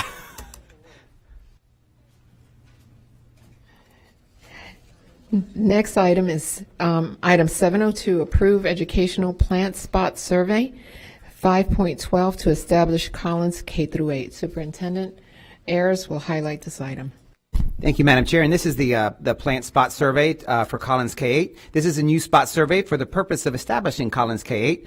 Florida Statute 1013.31 requires that each school board conduct an educational plant survey at least every 5 years. The board approved the district's current survey on May 7th, 2019. The survey recommends new facilities as well as additions, remodeling, disposition, and renovations at existing sites. As exception to the survey arise, the board is required to submit a spot survey to the Department of Education for each facility. The spot survey is required by the Department of Education to complete the required recommendations to move forward with the development of the new Collins K-8. And as board, as you recall, this is the first year as Collins K-8. And just a recommended spot survey that's due by the department. We have to submit to the Department of Education. Thank you. I need a motion and a second to approve item C 702. I have a motion by Member Gray and a second by Member Rendon. Member Combs, you pulled this item. Do you have a question or comment? I do have a question and a comment. I thought this was going to be, a good segue to talk about the growth. And, we have Apollo here. We're talking about growth. And I know that this K through 8 is going to be covered through our impact fees. And so my biggest concern is, Superintendent Ayers, is when we're talking about the CIT tax now, and how that could impact future growth in South County and other schools in this area. I just wanted to see if you could talk about that for a few minutes. Sure. So, but you're correct. For this agenda item, the Collins K-8, that was funded through impact fees. So, as you remember, a lot of our capital dollars are either funded by our 1.5 millage rate. We have a sales tax referendum. We have impact fees, and then we also have, so those are the three that we have. For future needs over the next 7 years, the projected total cost is around $454 million over the next 7 years. From impact fee collection in its own, it's approximately $210 million that we would collect through the year 2031, which leaves a shortfall of around $244 million that we would require to meet the projected growth within our community. This is I will actually be at the Board of County Commissioners tomorrow to state our case, because our current community investment tax, which we generate funds for, will expire in 2026, and I'll be at the Board of County Commissioners tomorrow, asking and basically pleading our case to be a part of the community investment tax in our community moving forward. We have a tremendous amount of growth that we're going to incur over the next 7 years, as I mentioned, about $244 million that we'd be short. So I'll be there tomorrow, kind of explaining that case, and then leaving it to the county commission to hopefully, include us in the next iteration of the community investment tax. Okay, thank you. I just thought it was really important because when you look at this was impact fees, and when you look at other schools and the growth of South County and other big projects, I just don't see how we're going to be able to keep up with that growth if we're not included in that CIT tax. Thank you. Seeing no other comments, please vote when your light appears. And it passes unanimously. The next item is 7.13, approve acceptance of project of the water bottle retrough installation project at multiple school sites. Superintendent Ayers will highlight this item. Thank you, Chair Perez. So this is the acceptance of our project for our water bottle retrofit. So this is the acceptance that all this is completed. We utilize a lot of our ESSER dollars to complete this project. So as we look around our schools, even here at Rosac, you'll see those water filling stations that are available. So the scope of this work provides for retrofitting of existing water fountains as a follow-up to the refilling station installations to ensure drinking water was available on campuses. Water fountains were removed from operation per Centers for Disease Control related to COVID-19, and the district has worked to install water bottle refilling stations at school sites. Savings in cost to deliver bottled water to each school site have been eliminated at the end of the 21-22 school year.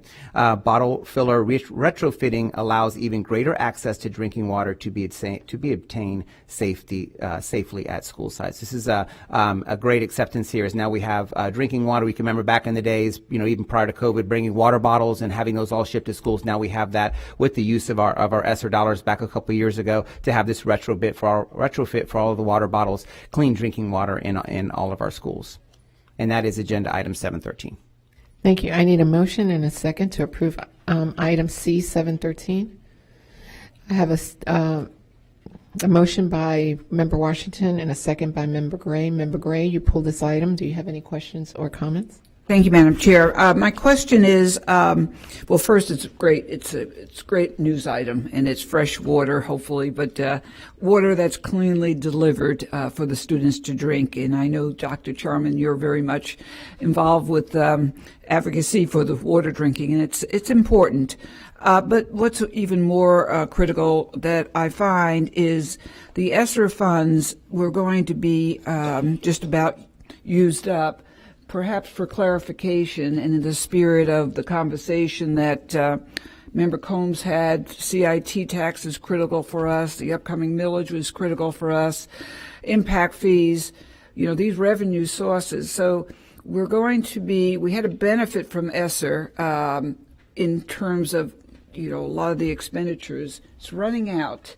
So with the balance due of $277,000, will we have the ESSER funds to pay for it, or it's? Yeah, so our ESSER funds expire September 2024. But have you seen through all of our budget updates with Ms. Johnson, we have, this is an example of an ESSER expense that once the ESSER funds are expired, this is something that will last and stays with us. Mm-hmm. In time, right? So it's not like we're utilizing ESSER dollars that we're spending money on things that after the funds are gone that we don't have anything to show for. This is an excellent example of an expense that was made that will allow, clean drinking water to all of our sites and allow us to also save money on the backside from having to produce water bottles and take those over to school sites. So yeah, we are in all through our budget updates, all of our ESSER funds, when those expire in September of this year, we've made sure that all of those expenses that we've spent all that money, and this is one example of that. So the remaining cost will be covered by the ESSER. Is that what I'm listening? Let me double hearing? check. Lauren, is it ESSER? Let me just put my. It would be covered through the ESSER. Yes. Yeah. Okay. The balance wouldn't. The balance Okay. is retainage, so they're paying the balance that what's left in the project. Okay, just the clarification is important. It's a lot of money. Thank you, Superintendent Ayers. Thank you, Lauren. Thank you. With no other comments, please vote when your light appears.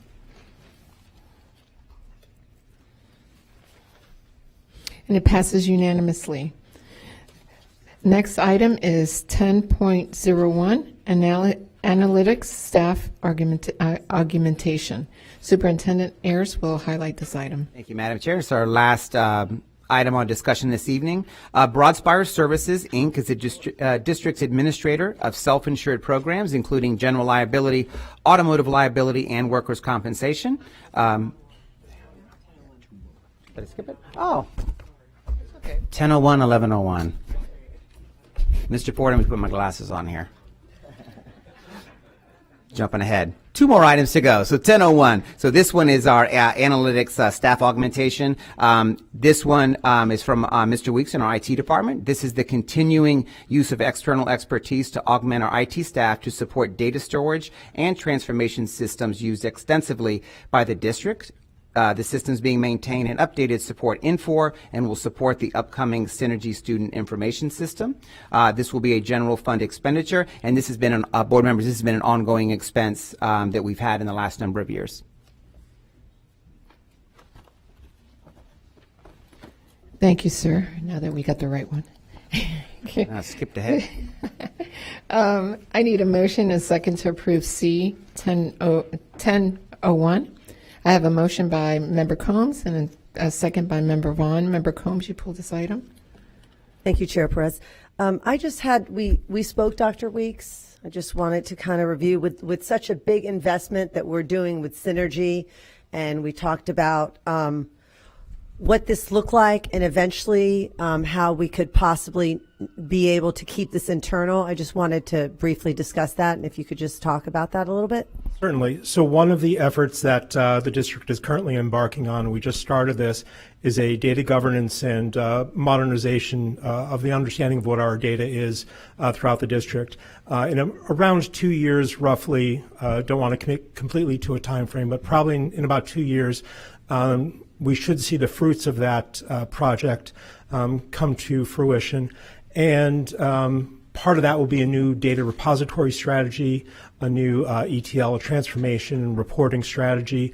And with that, that will be replacing the existing ODS and EDW that this contract currently supports. We will be doing it with more modernized efforts and something that we can more readily support internally by our staff. Okay, so all of that ESC and all the teacher evaluation storage, we should be able to do that independently within, say, 2 years? I anticipate it. Okay. Thank you so much. You're welcome. Thank you. Thank you. Seeing no other comments, please vote when your light appears.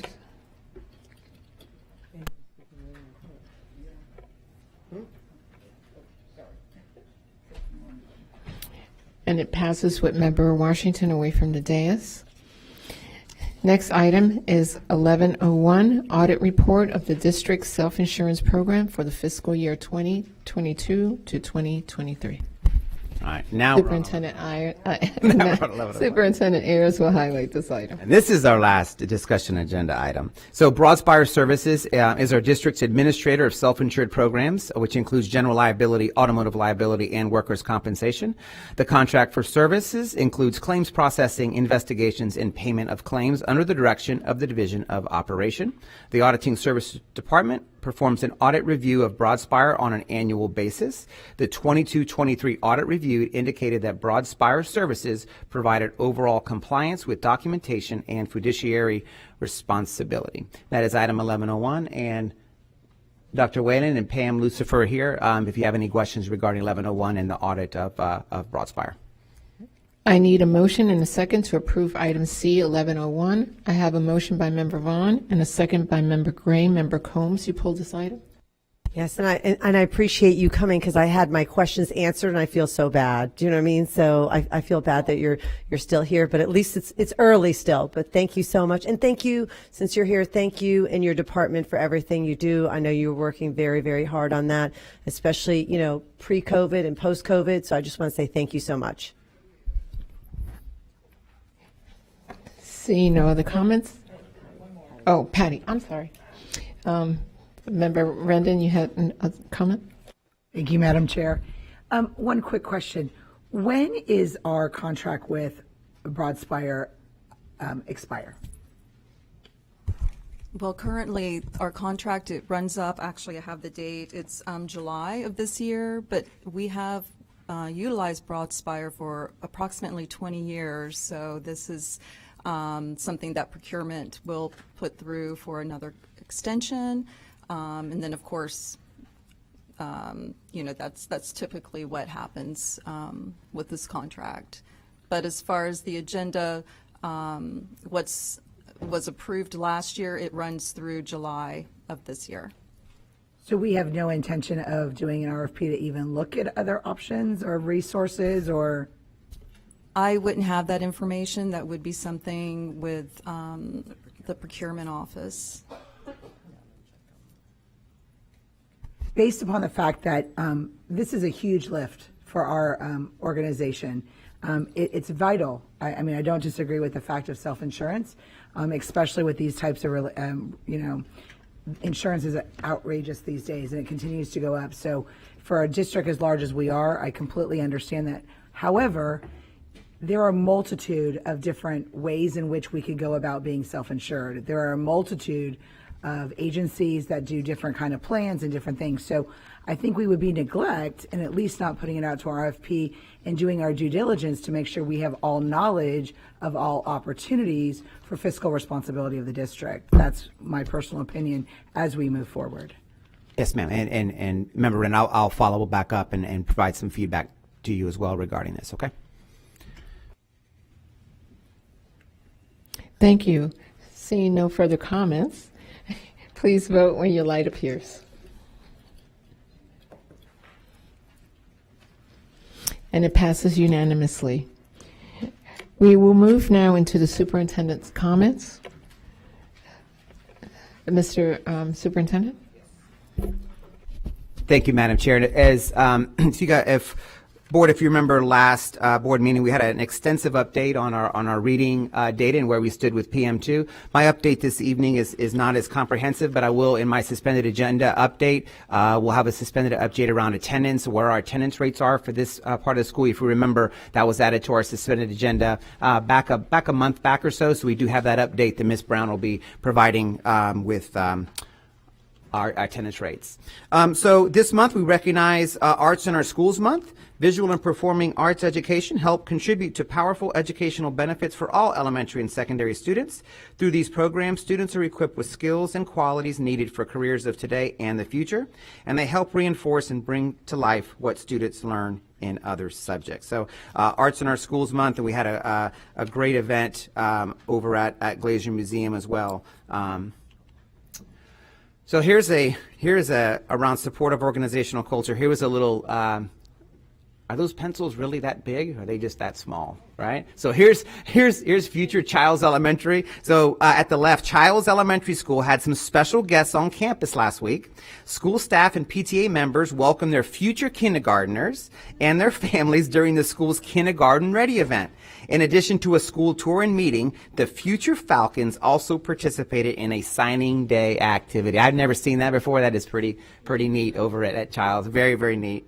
And on the right, Middleton High School senior and student athlete Joseph Dostin decided to give back to his community and read to a group of second graders at Potter Elementary School. He shared the story of George Washington Carver. I had the opportunity to be over at Potter that morning as well, and had an opportunity to meet Joseph, and he was very excited to go out and read to our students at Potter.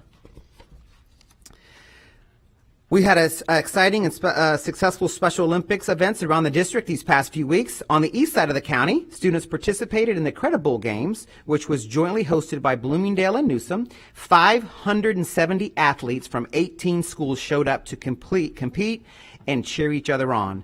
This past Friday, students from the Central and South Tampa region participated in the inaugural Dragon's Fury event, which was hosted by Jefferson and Plant. Over 100 students from 5 schools participated and set the bar high for future games. I want to thank all the schools and community partners who participated in both events and providing our students with an inclusive and supportive environment as they prepare for the regional and statewide Special Olympics competitions. Yesterday, we had such a great time participating in the Strawberry Festival Grand Parade. It was incredible to see so many of our families out participating in this Plant City tradition. Governor's Black History Month Art Contest. I want to congratulate Jeremiah Dixon, 3rd grade student at Lincoln Elementary Magnet School. Jeremiah was one of 4 winners chosen for the Governor's Black History Month Art Contest. Not only did Jeremiah get a chance to visit Governor DeSantis in Tallahassee, but he also received a $100 gift card for school supplies and a 1-year pass to Florida State Parks. Congratulations to Jeremiah. We had a great, I think that was probably 2 weekends ago, at the Black History Brain Bowl event, and I want to congratulate all the teams who made it and competed in the Black History Brain Bowl finals. I'm proud to announce the winners for each division are Childs, Mulrennan, and Gaither. And I will tell you, no board members, a lot of you popped in and out, a lot of you were there towards the end. That end competition between Childs and Carrollwood, it was a back and forth.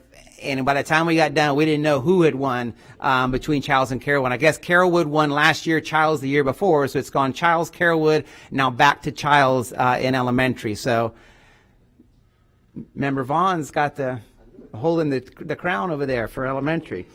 And then Mulrennan middle. Mulrennan had an absolutely dominating performance in the middle school round. Mulrennan was... They're cheering for Mulrennan. Yeah.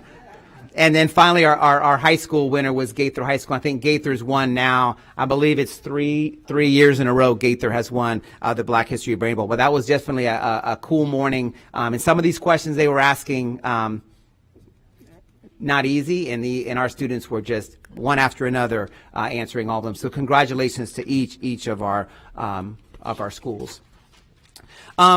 Just some updates I wanted to provide what was on our consent agenda today. We did have 12 items that were on today's consent agenda that were funded by our half-penny promise, close to $24 million. So on your consent agenda, you will see some of the projects that are listed there within our half-penny promise. And finally, the break is here. It's hard to believe. Seems like we just came off winter break, but here we move into next week. We'll be off for spring break. So I wish all of our students, all of our families, all of our employees a restful spring break next week. We'll come back and finish Hillsborough strong the remainder of this school year, but well-deserved break next week for all of our students, families, and our staff members as well. So I wish them all a great spring break. So moving on to the suspended agenda, and we just have one agenda that we'll update today, and that's around attendance. So I'm gonna toss this over to Tracy Brown to give board members you all an update on our suspended agenda with regards to attendance and where we stand and what some of the work that we're doing around attendance. Yes, ma'am. Great, thank you. Thank you. What you see here is student attendance rates by school level, and this is as of February 28th. Of this year, of course, and you can see the way this reads. You have district, and then you have elementary, K-8, middle, and high school. What I want to note is that 100% attendance right now, we have 5.01% across the district. That's 9,309 students that have not missed a day of school yet. And we want to celebrate that because the more they attend school, the more they get instruction. So we're excited. But what we notice down below that dark line, which is less than 90%, that is where we have our students that are at risk for chronic absenteeism. And as a district, we are at about 27.54% right now. You can see that across the board for elementary at 25.85%, K-8 21.49%, middle at 28.53%, and high school at 30.42%.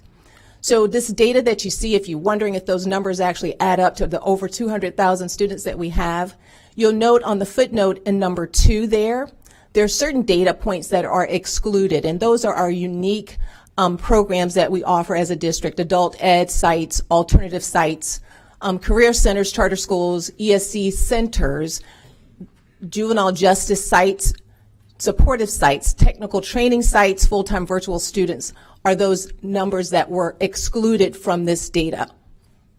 So if we go on to the next slide, here's some important attendance facts for us. We talk about chronic absenteeism. Well, we actually know that that means students missing 10% or more of enrolled days of school for any reason. That includes our excused absences as well as unexcused absences or out-of-school suspension. This is about 18 days in a typical school year or 2 days per month. And what we know about chronic absenteeism is that students who are chronically absent show lower outcomes academically, behaviorally, and socially. So we often hear the term truancy used. And there is a difference between truancy and chronic absenteeism. Truancy, the legal definition for it is 15 specifically unexcused absences in a 90-day period of time. And what you will notice here on that first bullet, it's actually, when we talk about chronic absenteeism, we are actually really focusing on early intervention. When we talk about truancy, that's a wait to fail approach, and that's not the approach that we want to use. So we are really working really hard to focus on keeping our kids in school because we want them in school at least 90% of the time. During the 21-22 school year, we were at about 36% of our students who were chronically absent. During the 22-23 school year, it was 35%. Now, the state doesn't release the numbers until later in the spring, but as of February 28th, we are better. We're at about 27% of our students who are chronically absent. We have to remember that since COVID, that pandemic, chronic absenteeism has increased across the entire nation. It used to be 1 in 5 students. Now it's about 1 in 3 students who are chronically absent. We also know that students who live in communities with high levels of poverty are 4 times more likely to miss school, and sometimes that's for reasons outside of their control. It may be an unrelated or unmanaged, illness. It could be unreliable transportation. And those are just a couple of examples of reasons why students might be missing school. But we have some good news. If we go to the next slide, here's what we're doing. We have an attendance dashboard that all instructional personnel have access to for real-time attendance data. We're really excited about this because this dashboard has multiple features, including a heat map. And that's actually really cool, which shows areas where students are missing the most school. This allows us to better allocate resources and really to work with our families and communities and partner with them to support these areas specifically in the community. Additionally, there's a new attendance improvement plan for individual schools, which facilitates their development of a cohesive and collaborative system or process. The plan asks schools to identify strategies in 5 key areas of focus. One of those areas is monitoring data. How are we monitoring data at our schools? Each school has to explain that. we recognize good and improved attendance. So we want to make sure we celebrate those improvements and the successes. Engaging students and families. How are we engaging students and families around the importance of attendance? Providing personalized outreach by making that phone call, by stopping and talking to a parent in the car pickup line. Why was your child absent from school yesterday? We want to make sure that we are personalizing our outreach. And also, how are we working to actively remove barriers? So we're excited about the work that we are doing. We have a very focused, laser-like approach to improving attendance for our kids, because what we know as a fact is that if they're missing school, they're missing instruction. And if we expect our student outcomes to improve, we have to improve attendance and have them in school every day. Thank you. And Madam Chair, that's my update. Thank you. So now we will take employee input. Even though we hear public comment at the beginning of the meeting, it's sometimes difficult for employees of our district to attend meetings at 4 p.m. There are many ways for employees to make their voices heard, including through union representatives, emails, phone calls, one-on-one conversations, and public comment at the beginning of the meeting. The board wants to hear from you. With this section of our agenda, we are creating another avenue for employees to speak to the board. We are setting aside 30 minutes for employees of the district to speak to the board about any issues that are on your mind. This is not intended to be a discussion about specific agenda items on today's agenda, but rather the opportunity for you to speak to the board about any issues related to your job or district. Each speaker will have 3 minutes. I now call the first speaker. Good evening, Superintendent Ayers, board members. Valerie Tuchman, chemistry teacher, serving as Secretary-Treasurer for the Hillsborough Classroom Teachers Association. We really appreciate the recent conversation that you guys have been having prioritizing our staffing shortages in our schools.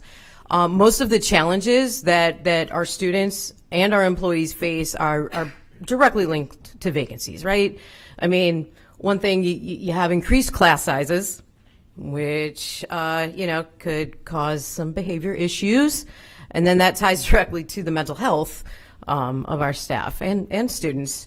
Now, one area that is historically high in vacancies are those who work with our students with special needs, right? And you guys have just talked about, like less than an hour ago, how important it is to prioritize our ESE, our employees that work with our ESE kids. So our instructional unit will be receiving a supplement for their work with these kids, and that's fantastic. However, our ESE para professionals are not included. They will not be receiving a supplement. And considering the robust fund balance that we've been talking about, I think it would not really make a dent in that fund balance if you could get creative and find a way to provide our ESE paras, the people who work with these kids every single day. It's a non-recurring expense. Provide them also with a supplement. Thank you, and I hope you guys have a great spring break. Thank you. Next speaker.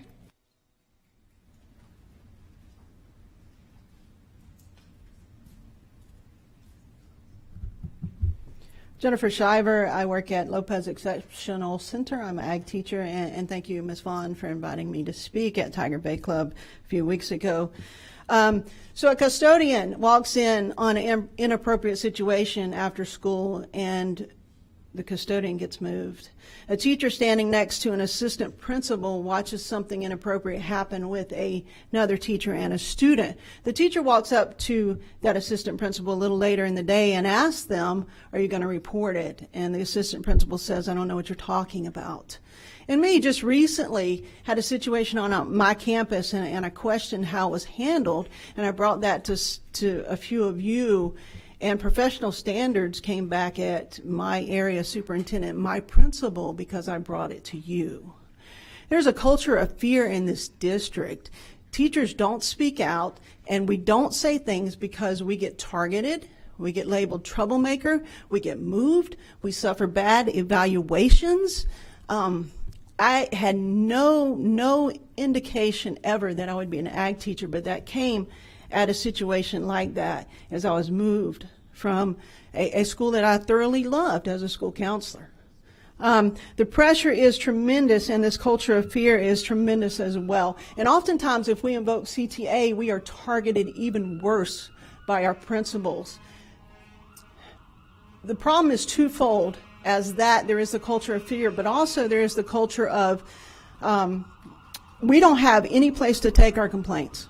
You guys are our only buffer. That's it.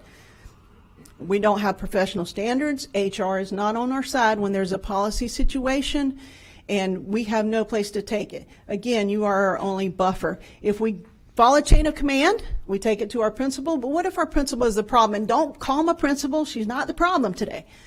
But yeah, if we take it to our principal, then again, we're targeted. If we take it to the area director, which is the next chain of command, they kick it back down to the principal, and again, we're targeted. And I'm not talking about complaints. I'm talking about violations, school board policy violations. And if we have the policies, why don't we adhere to them? Instead of just sweeping things under the rug, making it all go smooth. I have a couple solutions. I think there should be an arm of HR or an arm of professional standards for us. And possibly, maybe that would help to change the culture and the climate, but of course it would have to be people we trusted. After I spoke at Tiger Bay, I put on the internet I would like to start a support group for anyone who's been in this situation. I don't want to tell you how many people contacted me, but they also said, don't use my story. Don't use my story. Don't use my story. It is a problem for us. You are losing good employees, not because of pay, but because they're tired of this. Thank you. Thank you. Next speaker.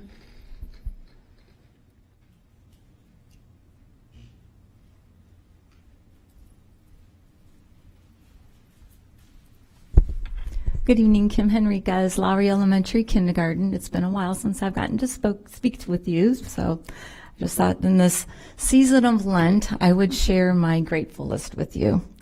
I'm grateful for the raise that we got because it helped me support my church and increase my donations to Our Lady of Lourdes, Dunedin.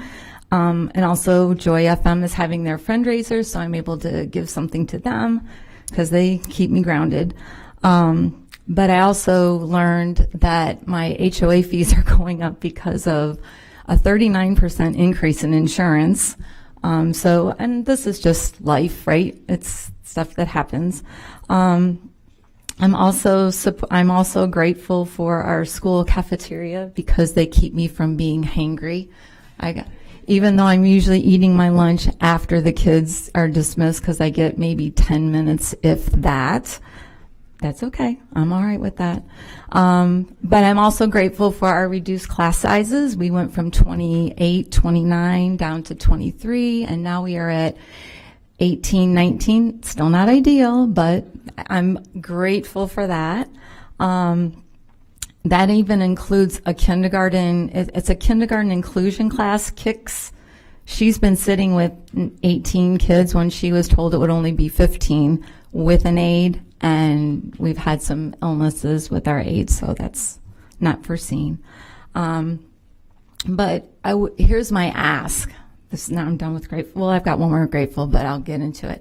But here's my ask is that could we be the district that sets does kindergarten reduction would be awesome. Like if we had 15, that would be really great because we've got this wonderful program. Here's my last grateful for tonight. Two gratefuls, one, sorry. UFly. I love UFly. And I am a Spalding certified, Linda Mood Bell certified teacher. And I love this program. Please don't take it away. Okay, thank you. I love it. I love it. I love it. But if we had 15, it would be so much easier to do a lot of the stuff of just watching what they're doing, watching their letter formation, giving them quick feedback. And then if we can't, okay guys, talk faster. And then if we can't do that, let's bring back the aides, the kindergarten aides that we used to have a long time ago in each classroom. If we can't have those smaller classrooms, it would be so helpful just to have somebody to help kids go to the bathroom, just little things like that. All right, and then the last thing, my last grateful on my list is my AP, Anita Ventura, who's been so helpful with this ridiculous computerized testing that we're doing in kindergarten. Thank you. AR tests, 30 minutes a kid. Thank you. Now we're going to move into board comments. Board members, just a reminder, you will have 5 minutes each to speak with 30 seconds for final thoughts. Member Gray? So I have a mixture of concern and, of course, great news as well among our schools. The concern I have, while I understand and I appreciate the Just and the Stewart showing presentation on Thursday, my concern is our fiscal status. I'm concerned in a lot of different ways. I mean, when we look at our financial loss, projected loss for 2024-25 at 80 million, loss of FTE, and when we start contrasting that with a possible expenditure of 70 million for Just and Stewart conversion, I think we, and I'll speak for myself as an individual board member, I would like to see Superintendent Ayers a timeline.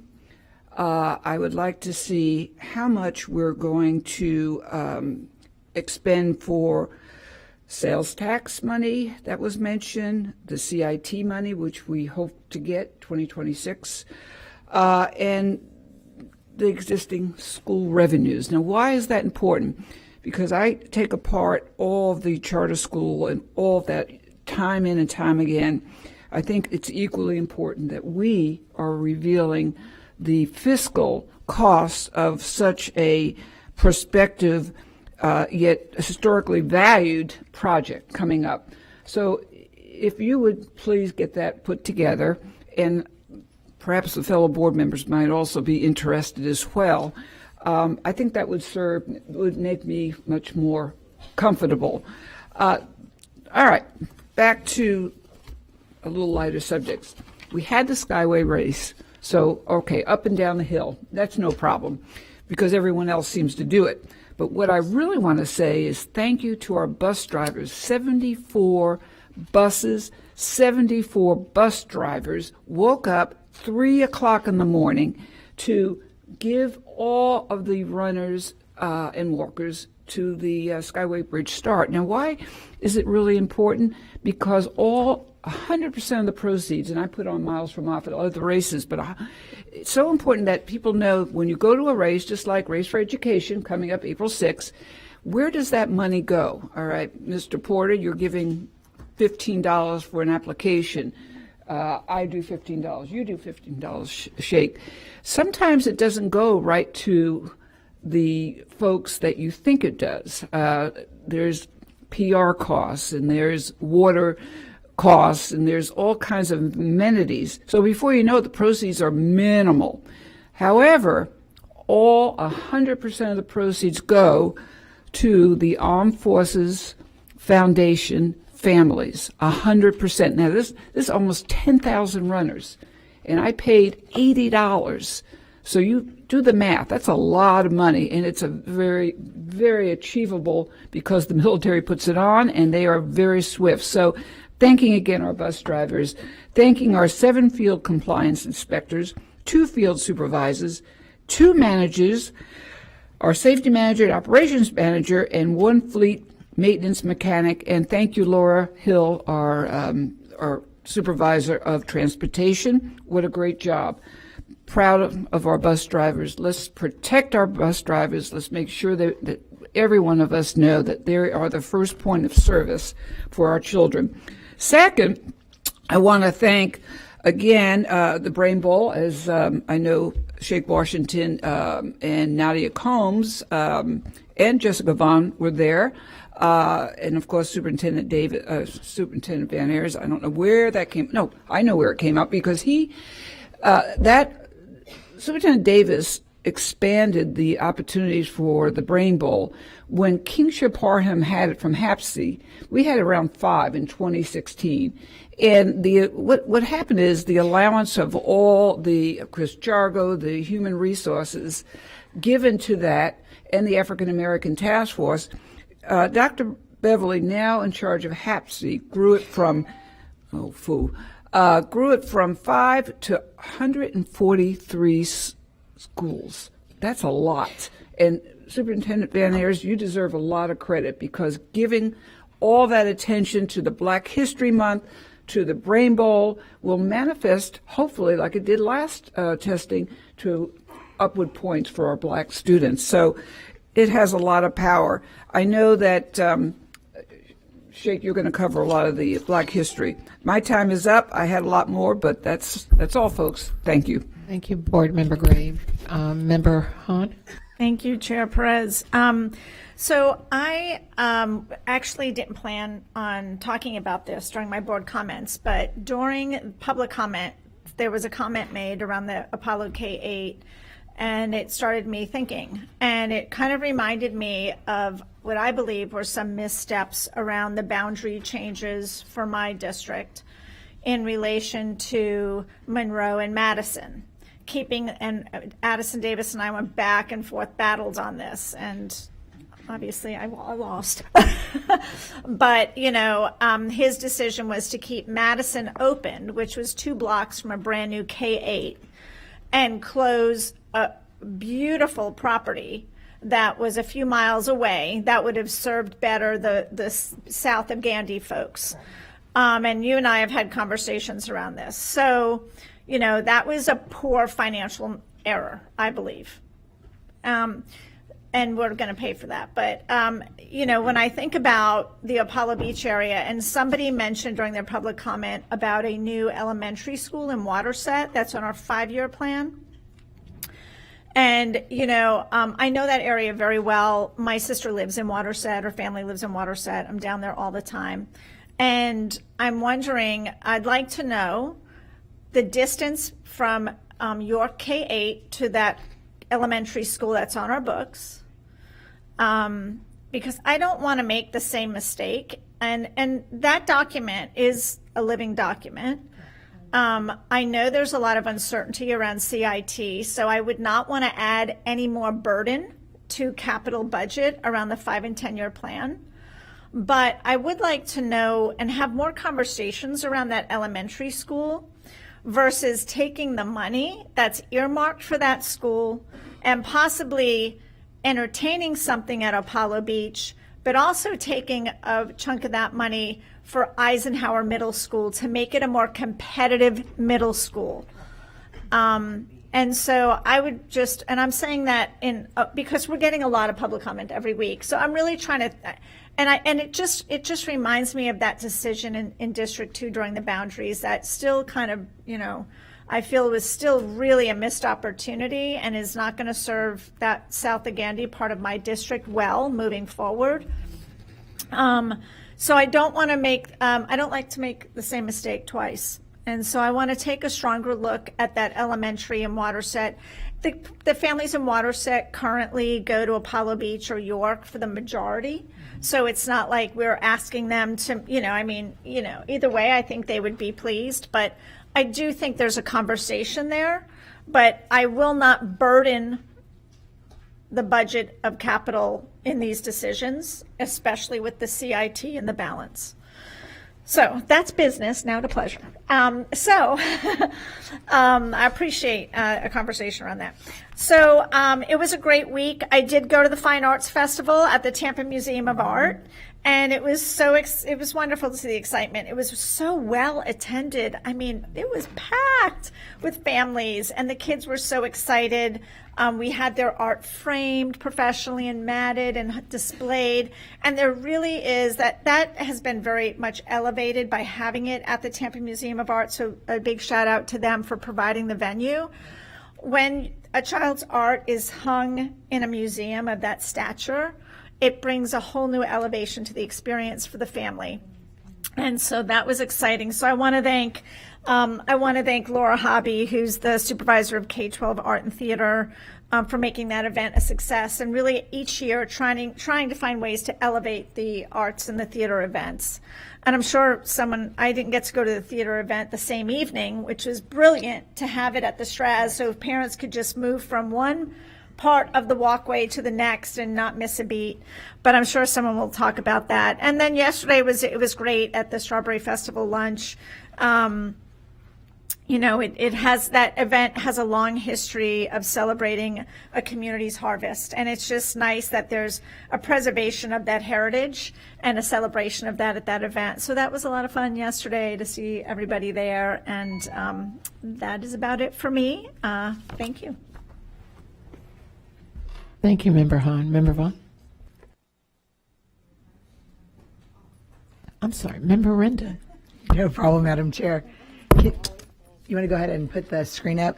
I have a little bit, I'm kind of duplicating superintendent a little bit, but that's okay. So we're going to start out. Here we go.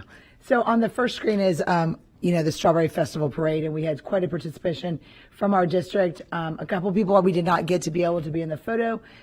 Member Hahn and Member Combs were both in attendance. Just happened to be just timing of everything. You're in the photo, Lynn. Anyways, and next to that is the medals. And I think that, it's so important that we were able to this last month highlight over a little close to 1,200 ESC students in Hillsborough County in their unique abilities and allow them to be elevated. But what is so important to me is not only elevating the unique abilities of our students, but also we had over 3,000 traditional students honoring our unique abilities. And that is where change begins. When they are assisting those individuals with unique abilities in these games, that is where change begins. That is where they begin to notice that there are people different than they are, but they're supporting them because they want to do something special for somebody else. And I think that needs to be recognized, that those 3,000 traditional students all put on these 3 games, the Dragon's Fury, Incredibles at Bloomingdale and at Gaither Stampede. It's really, really unique. Also, every single one of the 3 games, every single principal from every single one of the schools participating were present. And we had district staff there for all 3 games. So I want to personally thank all of the principals and the district staff, the paras, the individuals from each of the different schools were just so highly represented. It means quite a bit to me, and I know it means quite a bit to this district. And so I want to thank you. Also, this is just a highlight from Jefferson's first Dragon's Fury, which I also want to give a shout out to both the principal of Plant and the principal of Jefferson, because they came together as a team to put these games on. And so that was extremely important. I also want to thank Aetna and the Brinks Foundation for being key sponsors and allowing this to happen within our district. For so many years, our schools have bared the burden of this cost. Our teachers, our principals have bared the burden. And because of our sponsors this year, our schools have not had to bear that burden. So I want to personally thank the Brinks Foundation and Aetna Foundation for helping us put that on. Go ahead. We'll keep going. This is just from Jefferson and from Incredibles. And then the Strawberry Festival Parade. All right. And then this is also a huge highlight. Shout out to, I want to read to you the schools that participated this year in Relay for Life at the stadium. Beavis Elementary, Randall Middle School, Newsom, Sickles, Bloomingdale, Alonzo, Mango Elementary, Gaither, Steinbrenner, Lato, Freedom, Plant, East Bay, Riverview High School, Riverview Elementary, and Core Elementary. What a representation this last weekend. They raised over $300,000 for cancer, and what a huge highlight. They were such a highlight to all of our schools. So if you can finish up, Pablo, with those last couple slides of a couple of our schools, they were just such a highlight. I I also want to thank Dr. Hahn for representing and mentioning the Fine Arts Festival, the Elementary School Music Festival. Both were a huge attendance and a huge highlight. So I want to thank both of them for that. I do want to make a mention and kind of piggyback off of Dr. Hahn. I think it is critically important that we look at our 5-year plan. We've got 7 schools in the east side of the county, along with the potential elementary school in the Watergate area, because we have overcrowded schools. And those overcrowded schools are not being presented with the same abilities, the same unique opportunities that other schools in our counties are. And so we need to make sure we get that on a time frame of how that's going to work. They're not provided opportunities for specific academic opportunities, career opportunities, and we have overcrowded schools, and therefore we're not meeting the safety needs of our students if we do not meet those needs. We've got 2 middle schools, 3 elementary schools, including Waterset, a career and technical high school, and 2 high schools that need to be built in the next 5 to 7 years. And those are critical needs of the District of Hillsborough County. And so I'm going to piggyback off of Dr. Hahn and ask for a time frame on how that's all going to happen, please. Thank you. Member Vaughn? Thank you. I have a lot to cover. First of all, thank you, Member Rendon, for always being such a strong advocate for our ESE, our Special Olympics, and our unique ability students, and highlighting the great things that are happening. Dr. Hahn, I agree with you about Monroe and Madison, but that's a whole other conversation. But to move on, first of all, thank you, Owen Young, for all of your work around Black History Month. I have learned so much this month from so many different events, specifically around Tampa's Black history. We have such a rich history here, and so many people, unsung heroes that I did not know about in their stories. Like, I've just learned so much, and I really appreciate all that work that went around. I know you sent out an email saying we had more engagement this month than we've had in years. So thank you for all of that and your team that's worked on that. The Black Brain Bowl was amazing. So thank you for everybody who works around that. Of course, District 3 was very well represented. To see the Carrollwood kids like 3 seconds into a question before it could even be finished ringing in and giving the answer was just amazing. So I just want to say thank you to everyone who organized around that. Again, I learned a ton of information. The Festival of the Arts, the all-county elementary music performance was just spectacular. If anybody hasn't seen that, you're completely missing out. It is like Broadway worthy. Those kids were phenomenal.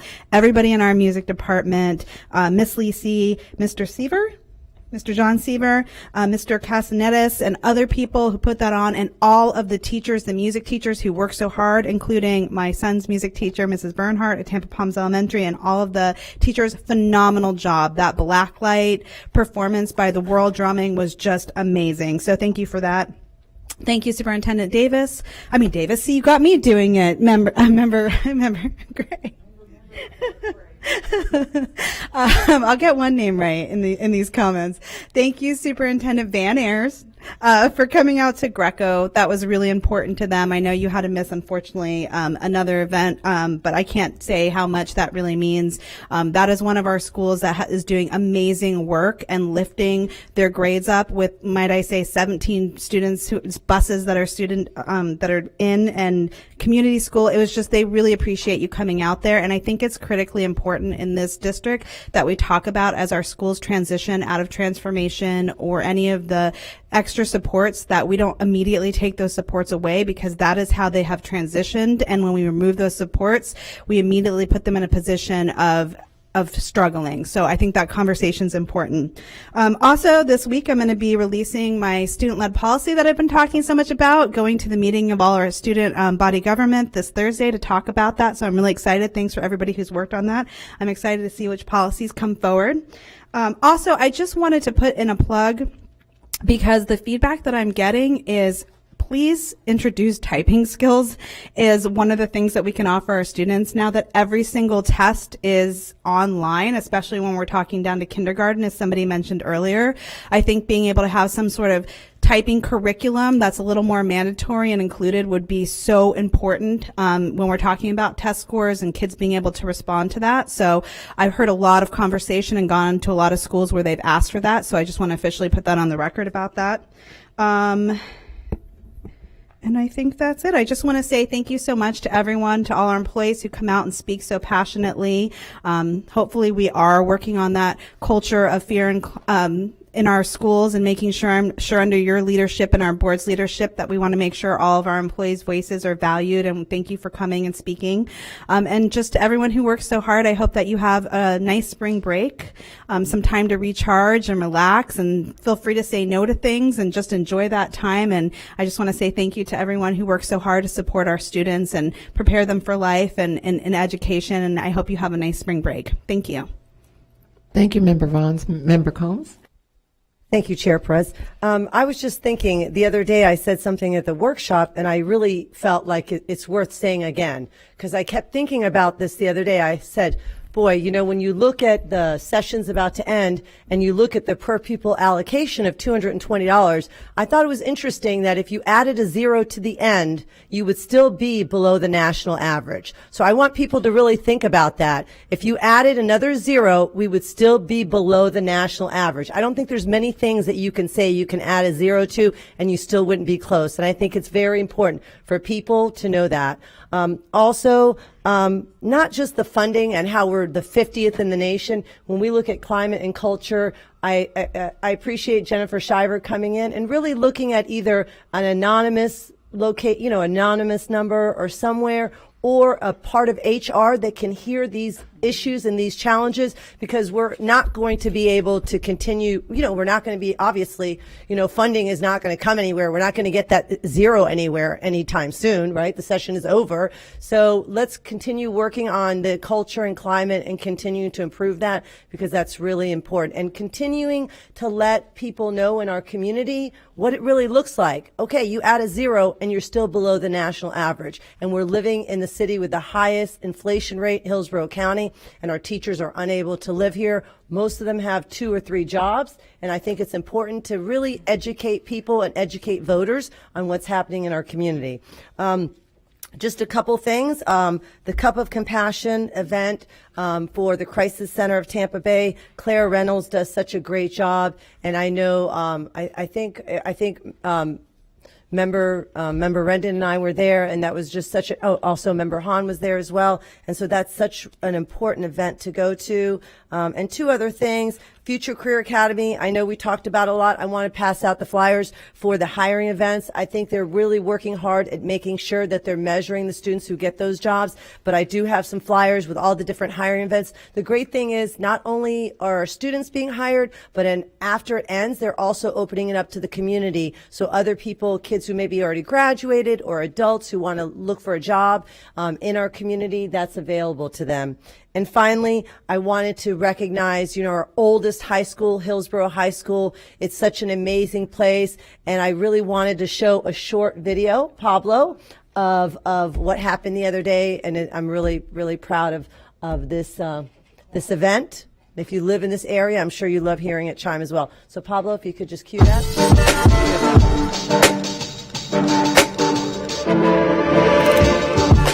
Hello and welcome to Florida Focus. My name is Victoria Harris. And I'm Dawson Cordova. Thanks for joining us. A piece of history at Hillsborough High School has been in disrepair for years. With a little help from alumni and a lot of community support, this piece of history has been restored. Jimmy Rosilio explains. The last time Hillsborough High's memorial clock tower chimed was over a decade ago. The Terrier Alumni Volunteer Group led the charge to restore the memorial clock tower. They raised $50,000 for the project through a social media campaign. It only took 5 weeks to hit that mark.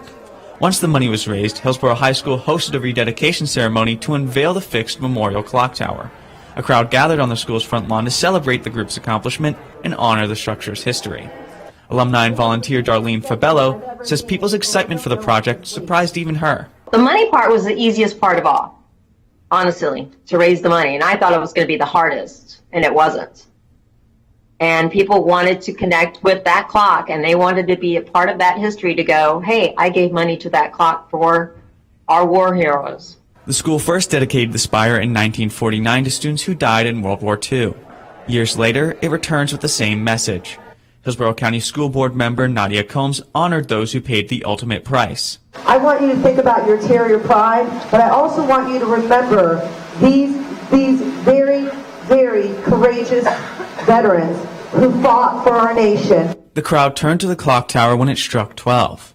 The bells found their voice and chimed in memory of our lost soldiers once again.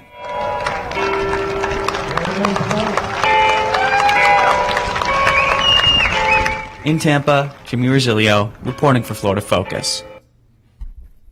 And I also want to thank the operations department that worked so hard to get this done. Not only does it chime, but it also plays music. And so it was just amazing. There were literally hundreds of people there in our oldest high school. So I'm really, really excited and proud of that. Thank you. Thank you, Member Combs. Member Washington? Thank you, Madam Chair. First, I want to say Happy Women History Month.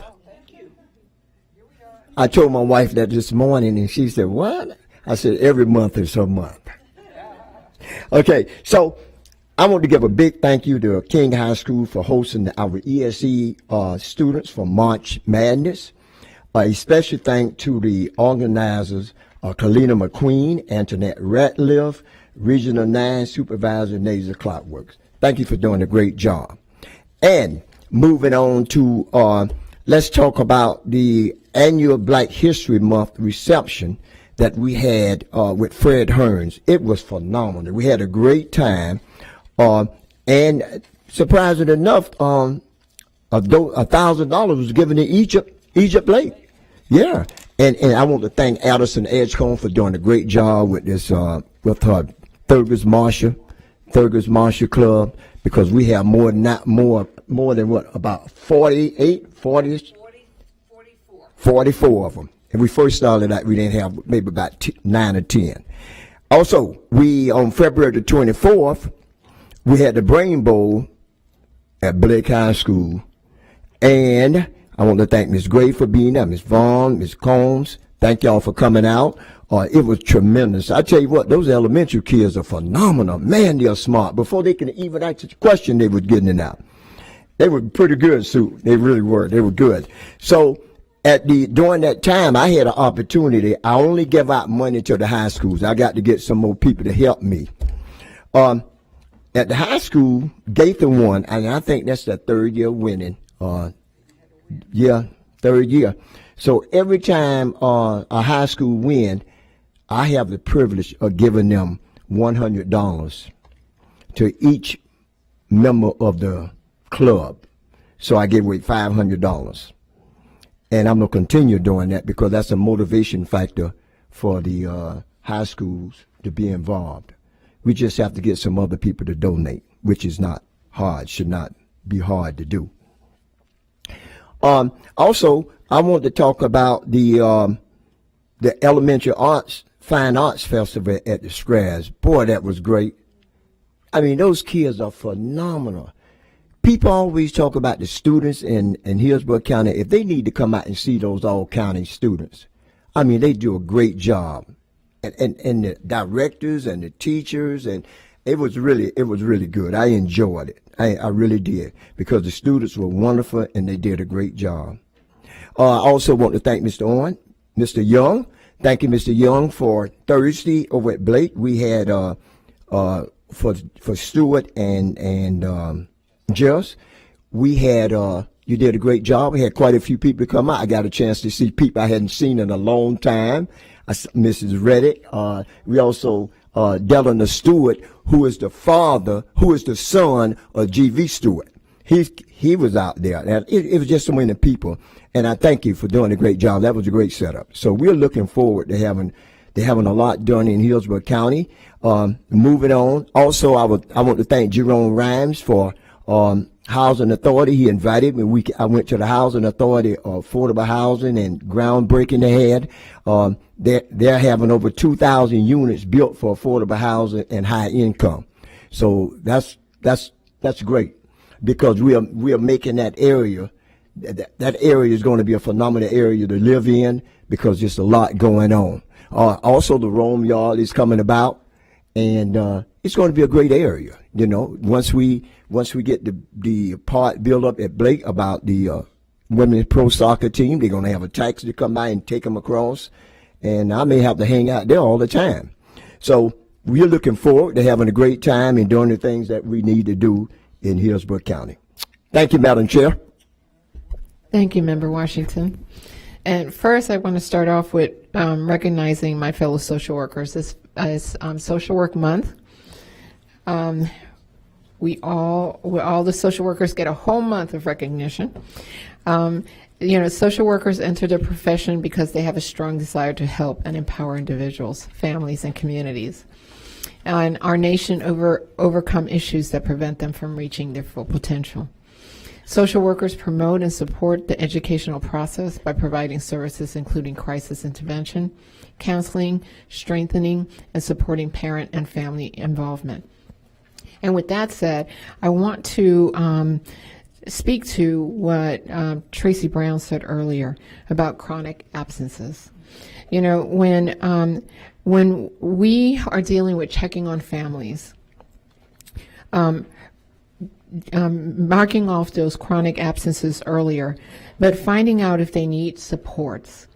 Because a lot of families are, their students are chronically absent, not because of transportation or anything like that, but because housing or issues with family members or, the inability to get over a dying or death of a family member.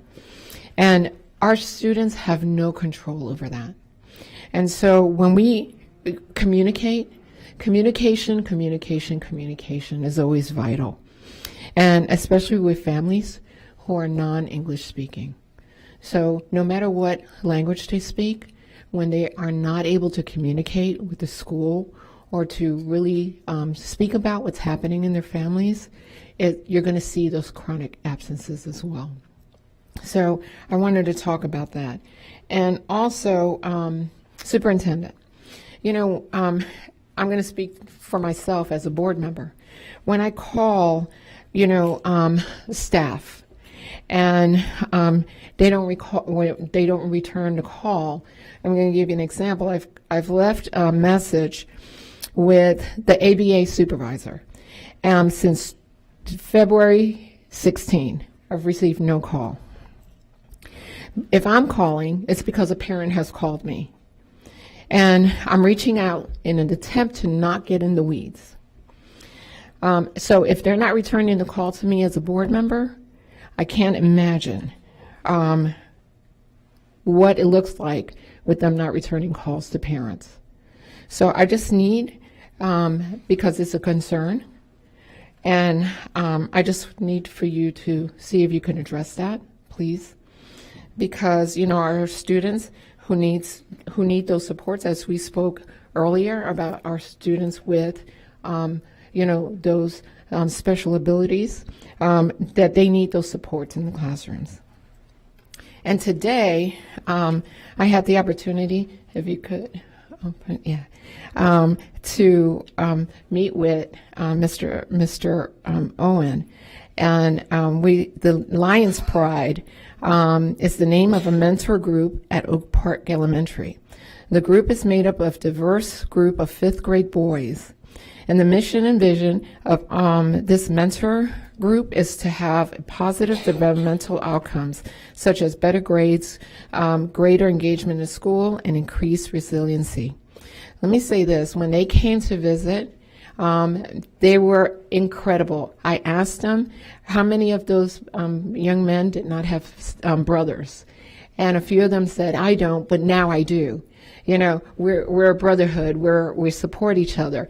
And, we lift each other's head up. And it was just a great conversation.